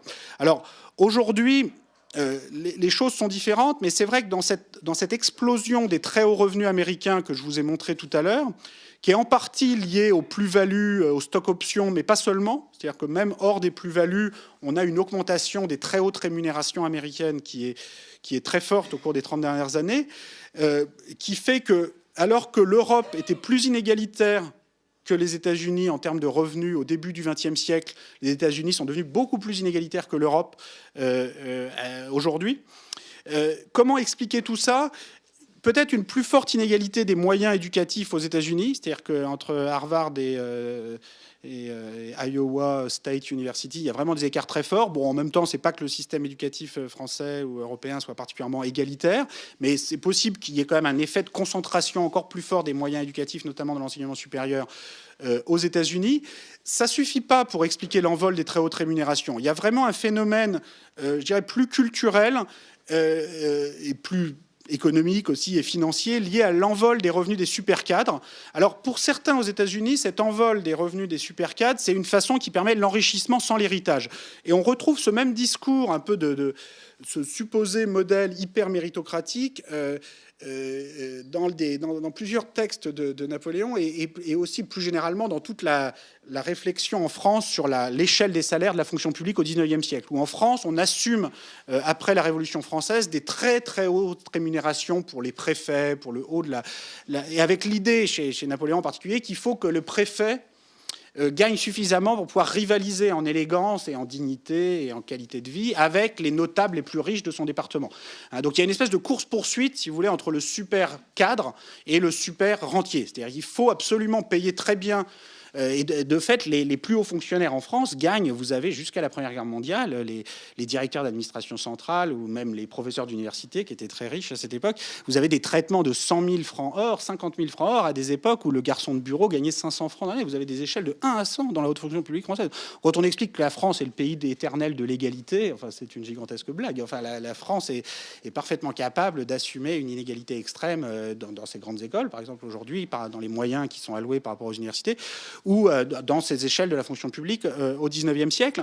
Alors, aux États-Unis, c'est un peu cette même course-poursuite entre les hauts cadres et les hauts patrimoines, mais poussé à un point extrême. C'est-à-dire, c'est un peu ça le modèle inégalitaire américain actuel. Alors, le problème, évidemment, c'est que ce supposé modèle hyper méritocratique peut vraiment, comme je disais tout à l'heure, être le pire des mondes pour ceux qui ne sont ni l'un ni l'autre, qui ne sont ni super cadres ni super rentiers, puisqu'ils sont pauvres, ils ont une part décroissante des revenus du travail, du patrimoine, et en plus, on les décrit comme peu méritants, improductifs, ce qui est d'autant plus insupportable que si on essaye d'expliquer l'envol des très hautes rémunérations américaines au cours des 30-40 dernières années, on ne va pas aller très loin avec simplement un raisonnement en termes de productivité des supercadres. Et on a vraiment l'impression, si on essaye de regarder objectivement les données, que c'est bien davantage dû à une hausse du pouvoir de négociation des cadres dirigeants et aussi une baisse des taux supérieurs d'imposition qui ont totalement bouleversé la donne aux États-Unis. Et je voudrais conclure sur ce point parce que ça me permet aussi d'avoir, je ne sais pas si c'est un message d'optimisme, mais en tout cas un message consistant à dire que rien n'est écrit à l'avance. C'est-à-dire que l'histoire de l'inégalité, l'histoire de la répartition des revenus, des patrimoines, l'histoire des impôts aussi, c'est une histoire qui est tout sauf déterministe. Donc là, vous avez un bref résumé de l'histoire du taux supérieur de l'impôt sur le revenu dans 4 pays. Et vous voyez, bon, avant la Première Guerre mondiale, il n'y avait pas d'impôt sur le revenu ou alors avec des taux très, très faibles. Dans les années 20, on invente d'un seul coup, notamment aux États-Unis, des taux extrêmement élevés. d'une façon politiquement parfois tout à fait étonnante. En France, c'est le bloc national, donc une des chambres les plus à droite de toute l'histoire de la République, qui vote l'impôt sur le revenu à 60%. Ce sont les mêmes parlementaires qui refusaient l'impôt sur le revenu à 2% en 1914. Donc qu'est-ce qui s'est passé entre les deux ? Voilà, la guerre mondiale a mis les finances publiques dans l'état pas possible. La révolution bolchevique a fait prendre conscience du fait qu'après tout, l'impôt progressif sur le revenu est une forme plus douce que l'expropriation. Enfin, c'est tout le paysage intellectuel qui s'est trouvé transformé.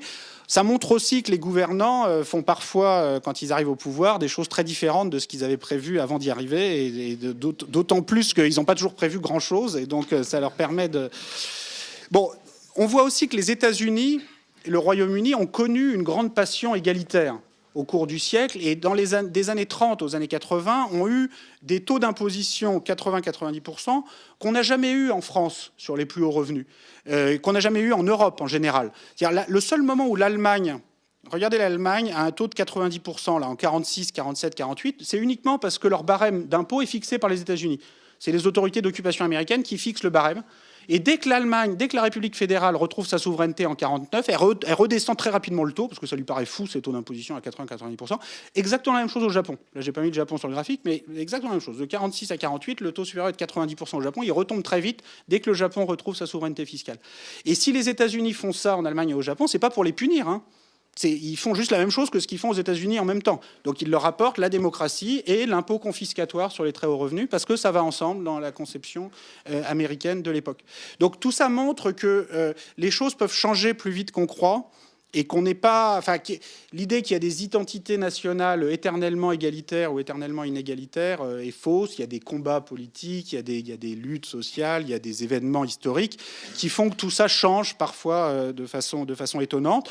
Les États-Unis, le Royaume-Uni sont partis dans un cycle depuis les années 70-80 où ça les a amenés avec le même enthousiasme que pendant la phase précédente, mais dans l'extrême inverse. Bon, ça fait partie du charme américain. Et je pense que ça explique en grande partie cette très forte hausse des rémunérations des hauts cadres dirigeants aux États-Unis.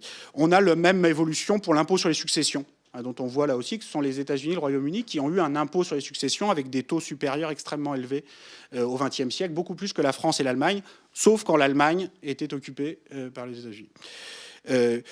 Voilà, je m'arrête là. J'ai déjà donné tous ces éléments de conclusion.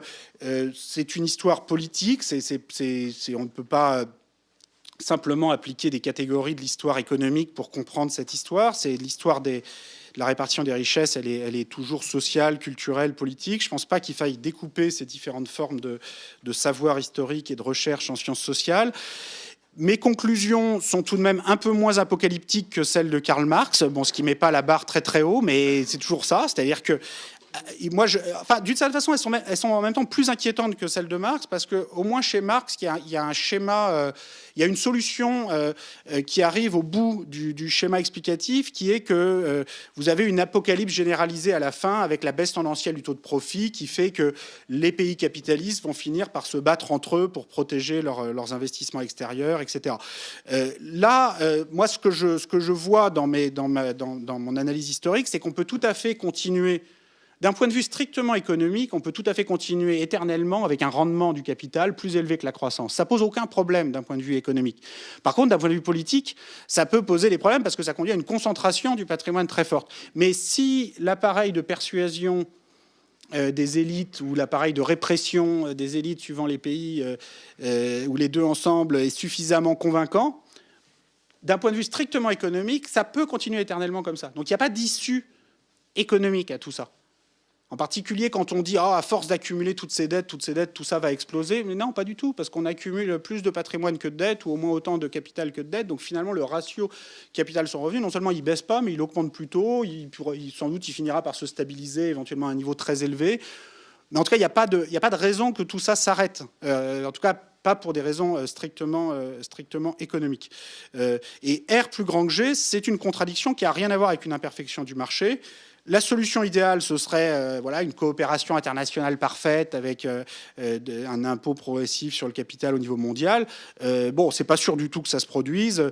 Beaucoup d'autres solutions basées sur soit des replis nationaux, des systèmes de contrôle des capitaux, Bon, il y a des solutions plus autoritaires en Chine ou en Russie pour réguler l'oligarchie, consistant à mettre en prison tout oligarque cherchant à faire de la politique. Bon, l'impôt sur le capital est une solution qui me semble plus adaptée au génie européen. L'inflation peut permettre de réduire la dette publique, mais l'inflation est tellement efficace qu'elle a aussi tendance à s'en prendre au livret d'épargne. Et par contre, les hauts patrimoines investis en actions et en patrimoine immobilier ne sont pas vraiment touchés par l'inflation. Donc l'inflation peut devenir l'impôt sur le capital du pauvre. Donc moi, je préfère plutôt l'impôt progressif sur le capital pesant plus lourdement sur les plus hauts patrimoines. Mais tous ces outils, toutes ces formes de réaction peuvent être utiles et peuvent cohabiter dans la suite. Et voilà, je m'excuse d'avoir été si long.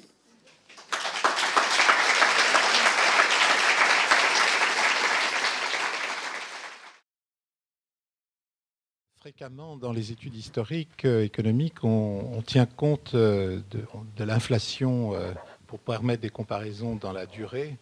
J'imagine que vous avez étudié cette question parce que, apparemment, si j'ai peut-être mal compris, vous semblez considérer, vous n'avez, semble-t-il en tout cas pas, apparemment, dans ce que j'ai compris, pris en compte cette approche traditionnelle.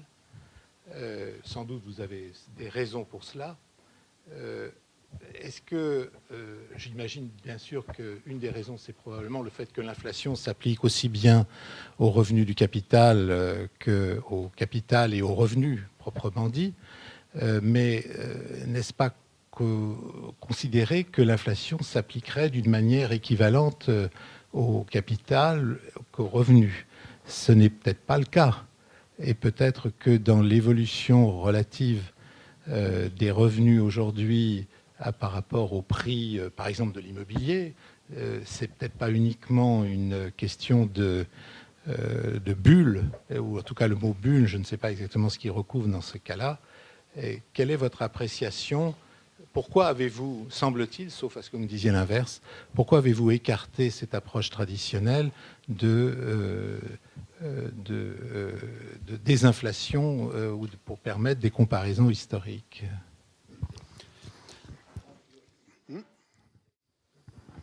Alors moi j'ai une question d'ordre technique, c'est pourquoi est-ce que vous comparez le rendement du capital R à la croissance plutôt que à la croissance moins la croissance démographique?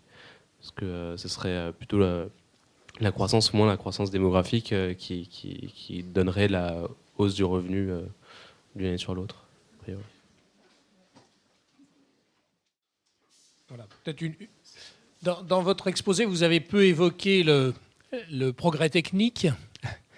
Donc, si j'ai bien compris, en fait, avec l'augmentation de la part du capital, est-ce que l'augmentation du progrès technique ou sa vitesse d'ailleurs d'augmentation n'est pas un facteur encore accélérant finalement pour augmenter la part du capital par rapport aux revenus d'une part et question qui va avec, qu'est-ce que vous pensez de cette thèse de certains économistes américains qui disent que la reprise actuelle crée très peu d'emplois et risque de faire disparaître une bonne partie de la classe moyenne actuelle qui représente ces 30% ou 40% à peu près du capital actuellement? Oui, une question plus anecdotique. Dans un de vos graphiques, on voit clairement là, que la part du capital sur le revenu est de 400% en Allemagne et de 600% en France. Comme on a beaucoup l'habitude de se comparer beaucoup avec l'Allemagne, toujours en mieux, est-ce que ça ne veut pas dire... Est-ce que ça, c'est peut-être la composante de l'immobilier qui est beaucoup plus cher en France? Je ne sais pas.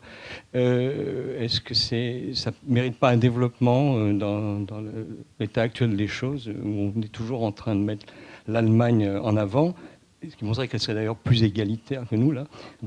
Et c'est d'autant plus contradictoire que le taux de croissance démographique est nul en Allemagne, et alors qu'il est plus important en France. Oui, j'ai eu l'impression que le titre « Le capital au XXIe siècle » visait à effacer un autre titre plus connu, « Le capital ». Je me suis demandé pourquoi il y avait ce parti pris tout au long de l'exposé de confondre capital et patrimoine. Peut-être que le retour au cycle A-M-A' aurait permis de faire la différence. Je veux dire par là que si je suis propriétaire d'un bel appartement dans un bel immeuble haussmannien, mettons de 6 ou 7 pièces, ça ne fait pas de moi un capitaliste. De la même manière, parler de classe moyenne patrimoniale ne me semble pas équivalent à une illusoire classe moyenne capitaliste. Donc il y a, dans cet exposé, en tout cas, peut-être ce n'est pas le cas dans le livre, une étonnante confusion de concepts qui sont fondamentalement différents. J'ai eu la surprise également, mais peut-être que vous allez vous en démarquer, de voir le recours à la fonction de Cobb-Douglas, paramétrée par un paramètre de substituabilité entre capital et travail. Donc, en bon lecteur de Marx, je pensais que seul le travail créait de la richesse, et dans cette fonction, on découvre avec stupeur que le capital créerait de la richesse. Enfin, la conclusion encore affichée au tableau me laisse pantois. Les révolutions sont-elles nécessairement des issues apocalyptiques?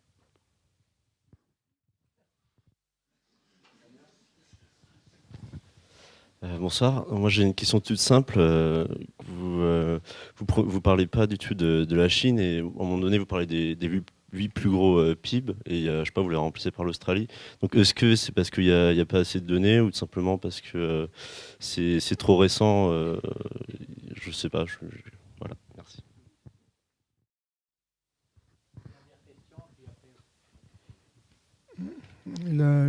La période que vous couvrez, c'est la montée en puissance de la société industrielle grâce au charbon, au pétrole et au gaz, et dont on prévoit le déclin. Alors, quel impact a eu et quel impact aura les énergies fossiles, mais aussi les métaux, qui vont suivre le même trajet, sur la production de richesses et sur les revenus?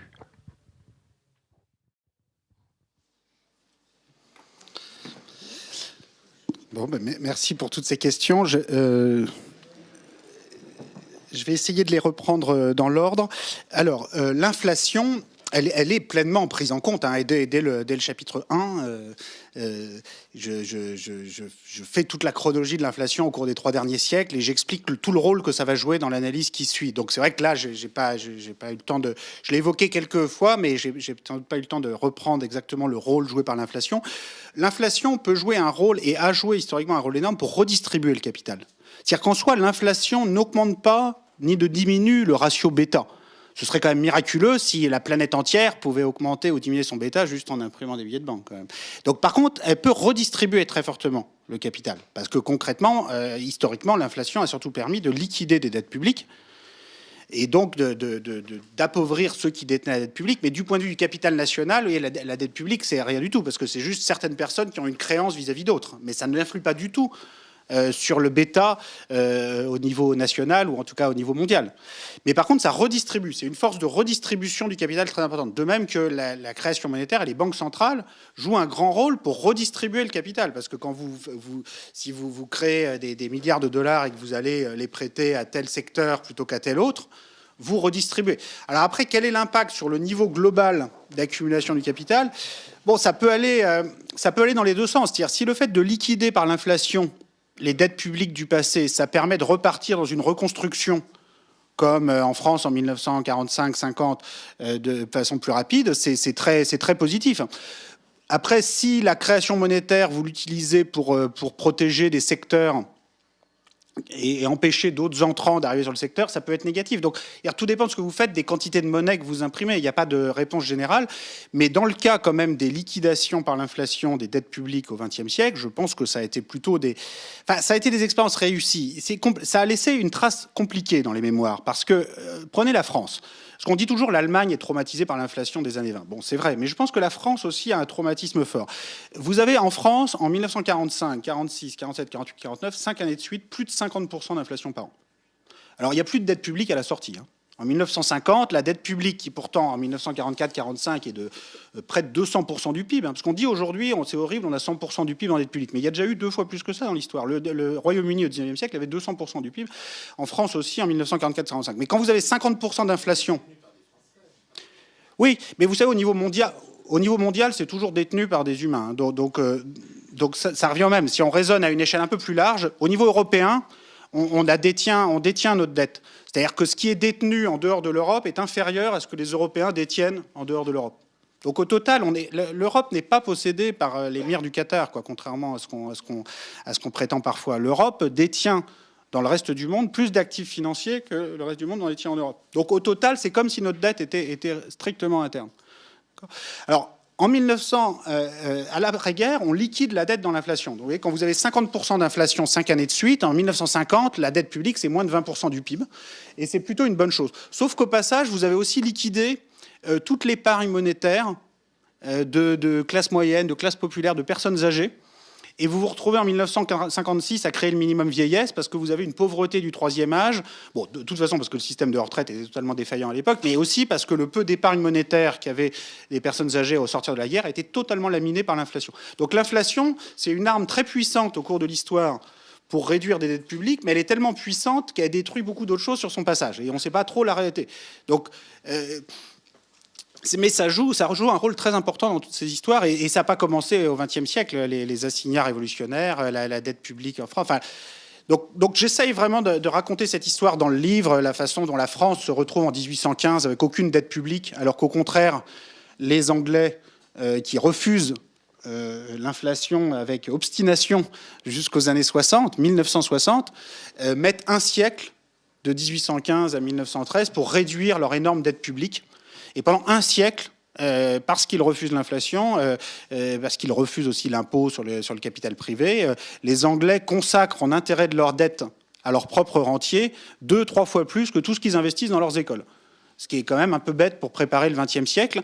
Et j'ai peur par moment qu'on fasse un peu la même chose en Europe actuellement. C'est-à-dire qu'on se retrouve à investir, à se payer à nous-mêmes finalement des intérêts de dette publique beaucoup plus importants que ce qu'on investit, par exemple, dans notre enseignement supérieur.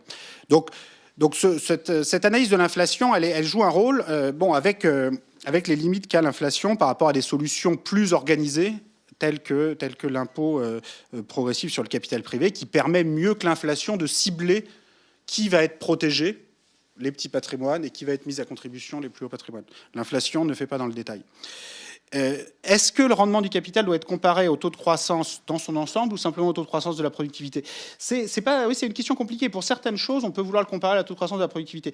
Mais en général, il faut aussi prendre la croissance de la population parce que la croissance de la population mesure quelque chose de très important pour ce qui est de reproduction dans le temps du patrimoine. En particulier, la croissance de la population mesure à quel rythme les patrimoines sont divisés d'une génération sur l'autre, du point de vue de l'héritage. Donc vous voyez, ça, même si vous n'aviez aucune croissance de la productivité, le simple fait, si vous êtes dans une société, comme je disais tout à l'heure, où vous avez chacun 10 enfants, bon, à chaque génération, l'héritage ne compte pas beaucoup. Donc c'est vraiment, il faut comparer le taux de rendement du capital au taux de croissance totale, mais c'est vrai que j'ai fait comme si c'était exactement équivalent, croissance de la population, croissance de la productivité. Vous avez raison que c'est quand même, il faut un peu plus distinguer les deux, que j'ai pu le faire là.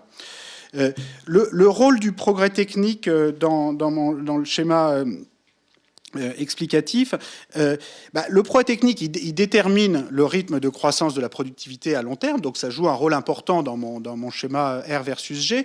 Le progrès technique joue aussi un rôle important dans la mesure où, suivant s'il est plutôt intensif en travail ou en capital, le progrès technique peut aggraver ou un peu améliorer les choses. Mais même s'il était neutre, enfin, ce qu'on appelle un progrès technique neutre, c'est-à-dire qu'il utilise plus de travail, plus de capital à des rythmes comparables, on aurait quand même ce problème de R plus grand que G. Alors si en plus il favorise davantage l'utilisation de techniques intensives en capital, alors là, évidemment, ça aggrave les choses. Donc ça, c'est l'histoire des drones d'Amazon que je décrivais tout à l'heure. C'est-à-dire que si le progrès technique, il pousse plutôt dans le sens d'une diversification de l'utilisation des machines, du capital dans tous les sens, ça pousse pour un rendement du capital qui reste très élevé, voire qui augmente, mais en tout cas qui ne diminue pas ou qui diminue peu lorsque la quantité de capital augmente.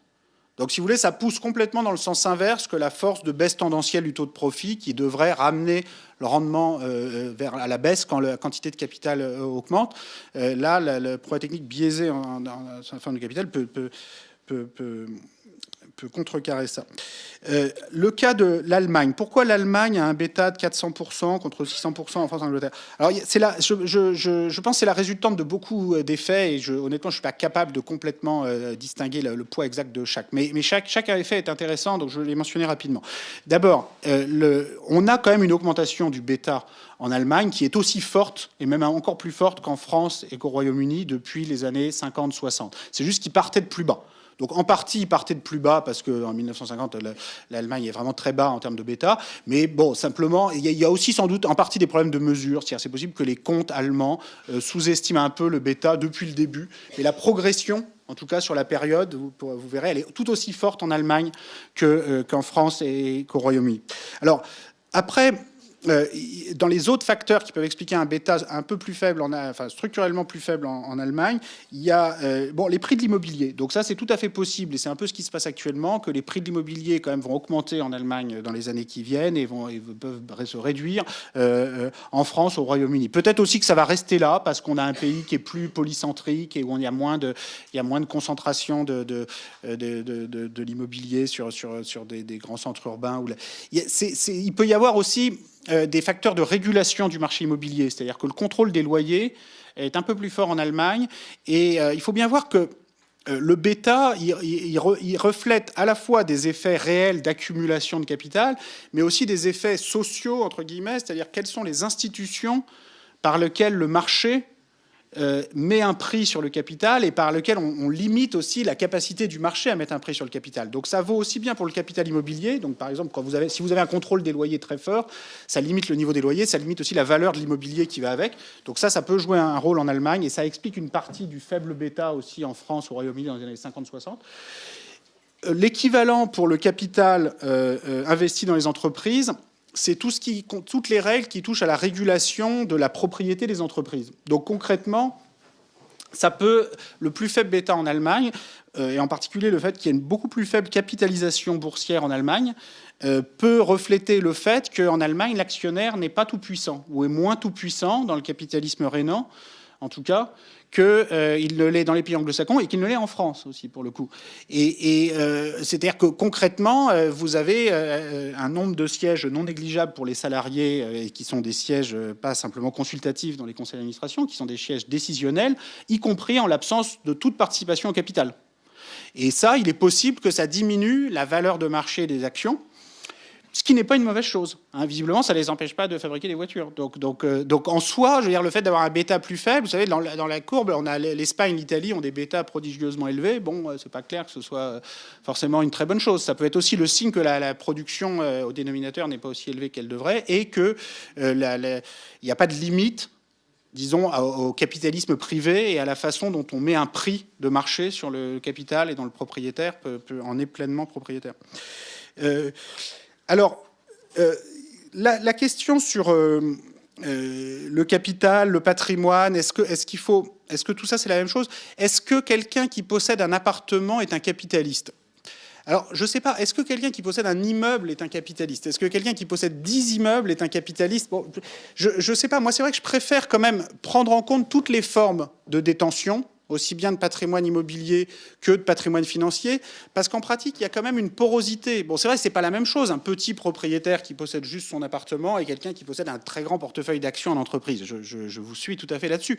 Mais en même temps, si la personne qui possède un très grand portefeuille d'actions en entreprise choisit d'être un promoteur immobilier et de posséder aussi un certain nombre d'immeubles, bon, c'est du patrimoine immobilier, et néanmoins, c'est, du point de vue du capitaliste en question, c'est quand même un investissement. Donc quand César Birotteau, après avoir fait fortune dans la parfumerie, décide de faire une opération immobilière à la Madeleine, est-ce qu'il cesse d'être capitaliste parce que c'est de l'immobilier?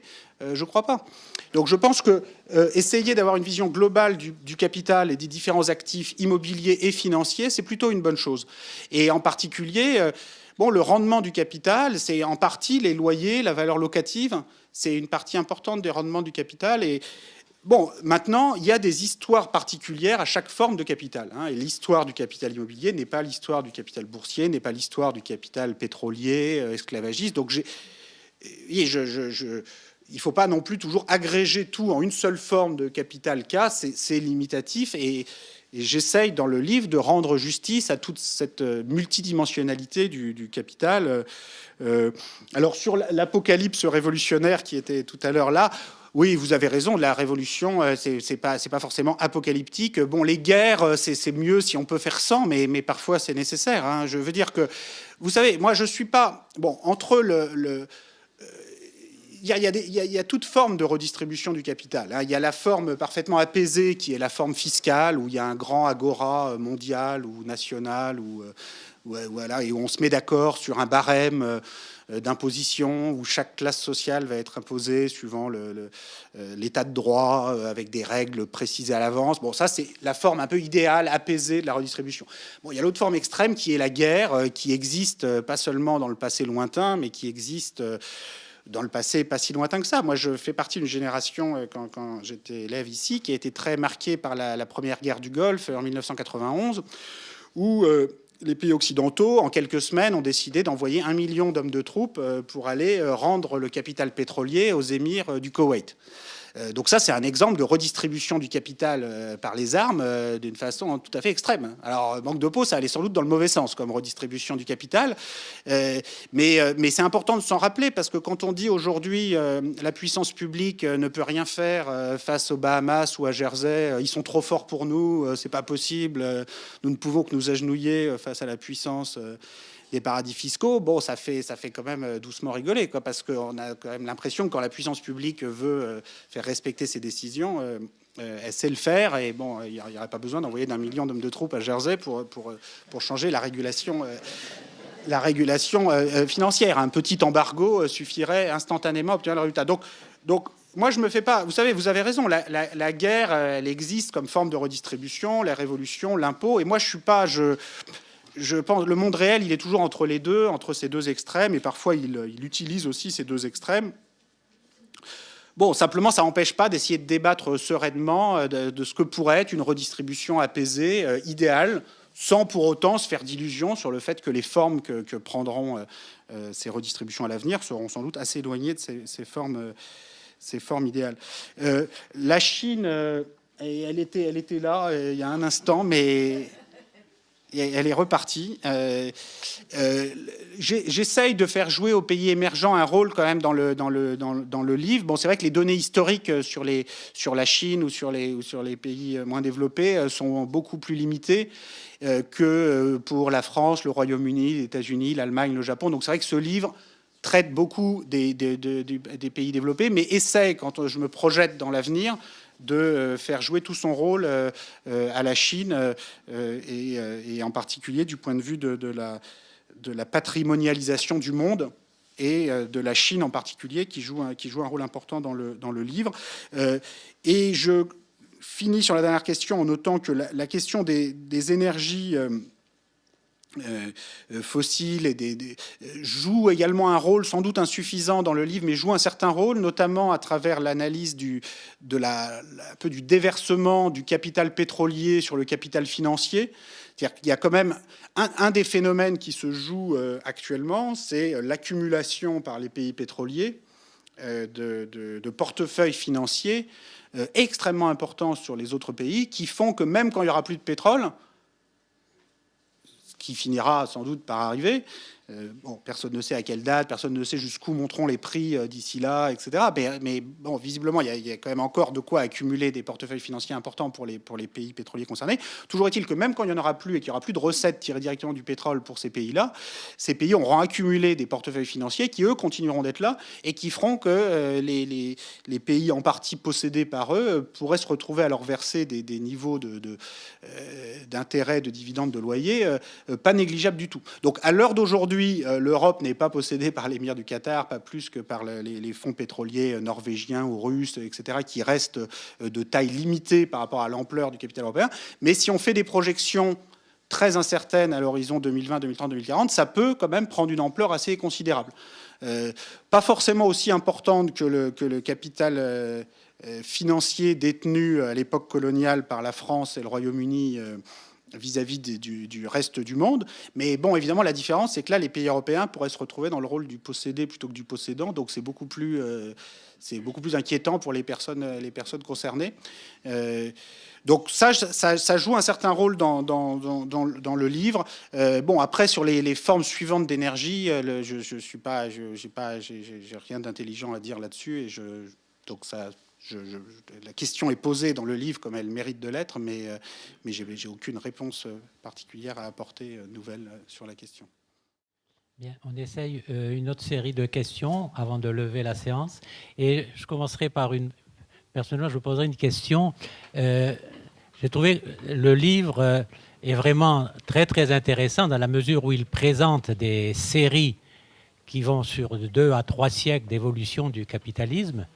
Et au-delà, finalement, des différentes formes que le capitalisme ait pris pendant ces 3 siècles, il y a des tendances générales qui se maintiennent au niveau de répartition du capital, de l'inégalité de revenus, etc., sauf une petite période entre 15 et 50, 1915-1950, et vous soulignez guerre, mouvements sociaux, révolution bolchevique.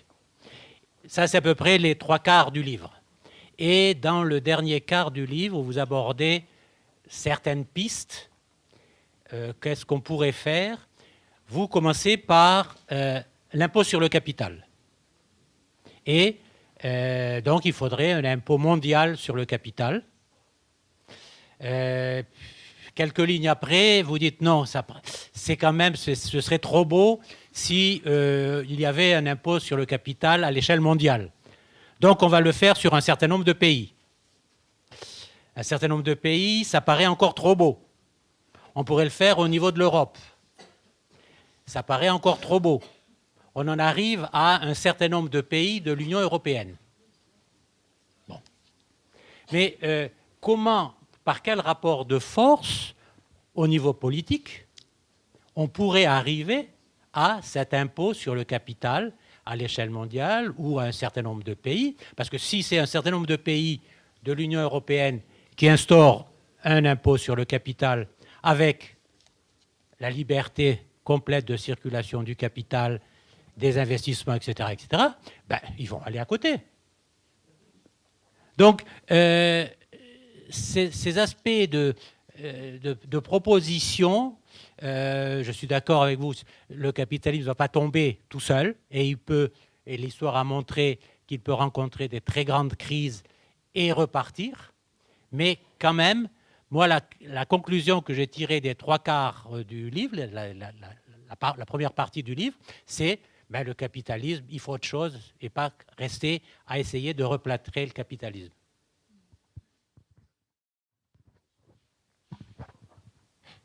Moi, je voulais savoir ce que vous en pensez.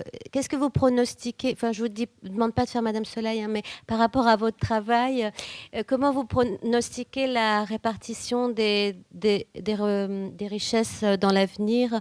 Quand vous dites maintenant, on est 10% de la population la plus riche possède 60%. 40% pour la classe moyenne, presque rien pour les plus pauvres. Vous pensez quoi, vous, de l'avenir? Oui, alors les 3/4 du livre parlent du passé et un petit quart parle de l'avenir. Très franchement, j'ai écrit ce dernier quart par acquis de conscience de citoyen, mais dans le fond, le vrai but du livre, c'est que chacun puisse écrire sa 4e partie. Donc moi, je suis pas, j'ai pas plus de prétention que ça dans cette 4e partie, et je but, c'est plutôt que chacun après écrive la suite. Hein. J'ai pas de.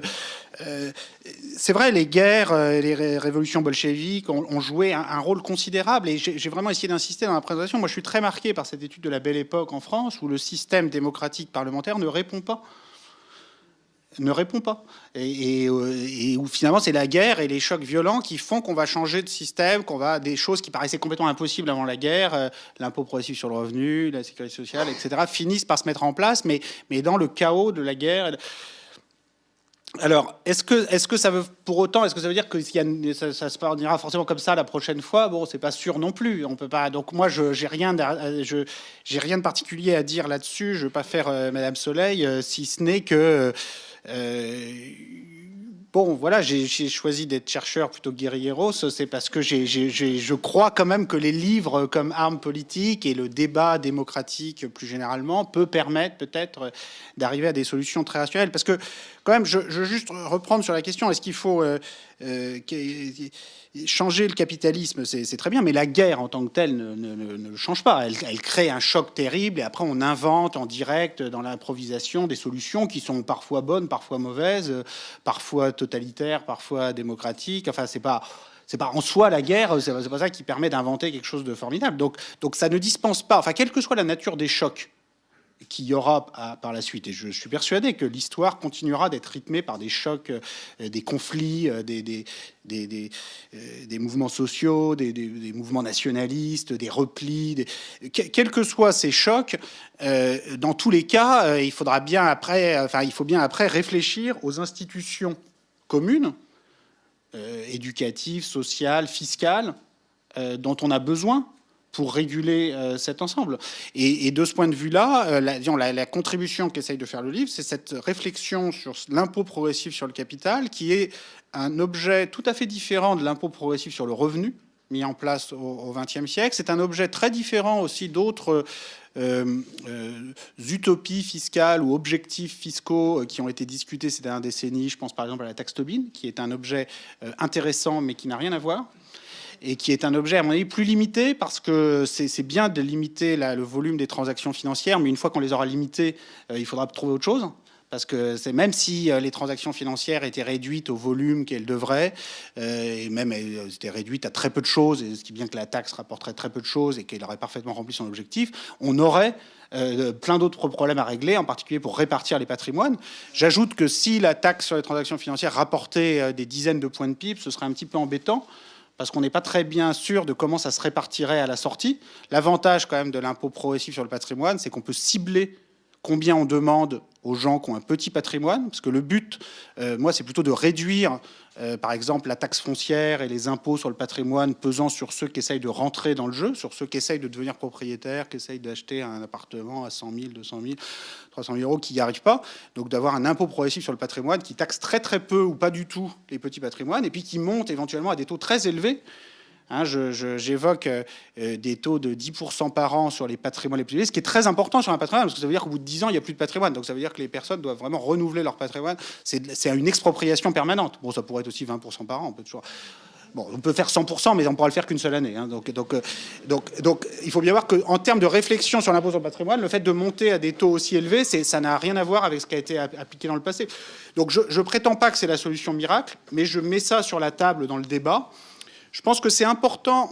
Il y a parfois une erreur qui consiste à dire on est tous d'accord sur ce qu'est la justice. Tout ce qui nous manque, c'est un grand mouvement social et une grande révolution pour la mettre en place. Je pense que c'est pas vrai. Je pense qu'on n'est pas d'accord sur ce qu'est la justice fiscale et le système fiscal idéal. Je pense qu'on a besoin de ce débat démocratique, politique, philosophique sur la nature du système fiscal idéal. Et donc ce livre essaye, dans sa 4e partie, de contribuer à ça. C'est pas, mais voilà. Mais il ne faut pas partir du principe qu'on est tous d'accord sur ce qu'est un impôt juste. C'est compliqué. C'est pas juste les possédants sont contre les autres. Y compris au sein des non-possédants, c'est pas si facile que ça de trouver quels sont les mérites de la taxe Tobin par rapport à l'impôt progressif sur le revenu, par rapport à l'impôt progressif sur le capital. Ces questions ne sont pas des détails. Et c'est à force de refuser de discuter politiquement de ces questions et de les considérer comme des questions techniques qui ne concernent pas l'action politique directe, que finalement on n'avance pas. Donc je pense qu'une des réponses à tout ça, c'est d'essayer que chacun se réapproprie ces débats économiques, fiscaux, qui sont des débats éminemment politiques et qui ne doivent pas être laissés à d'autres.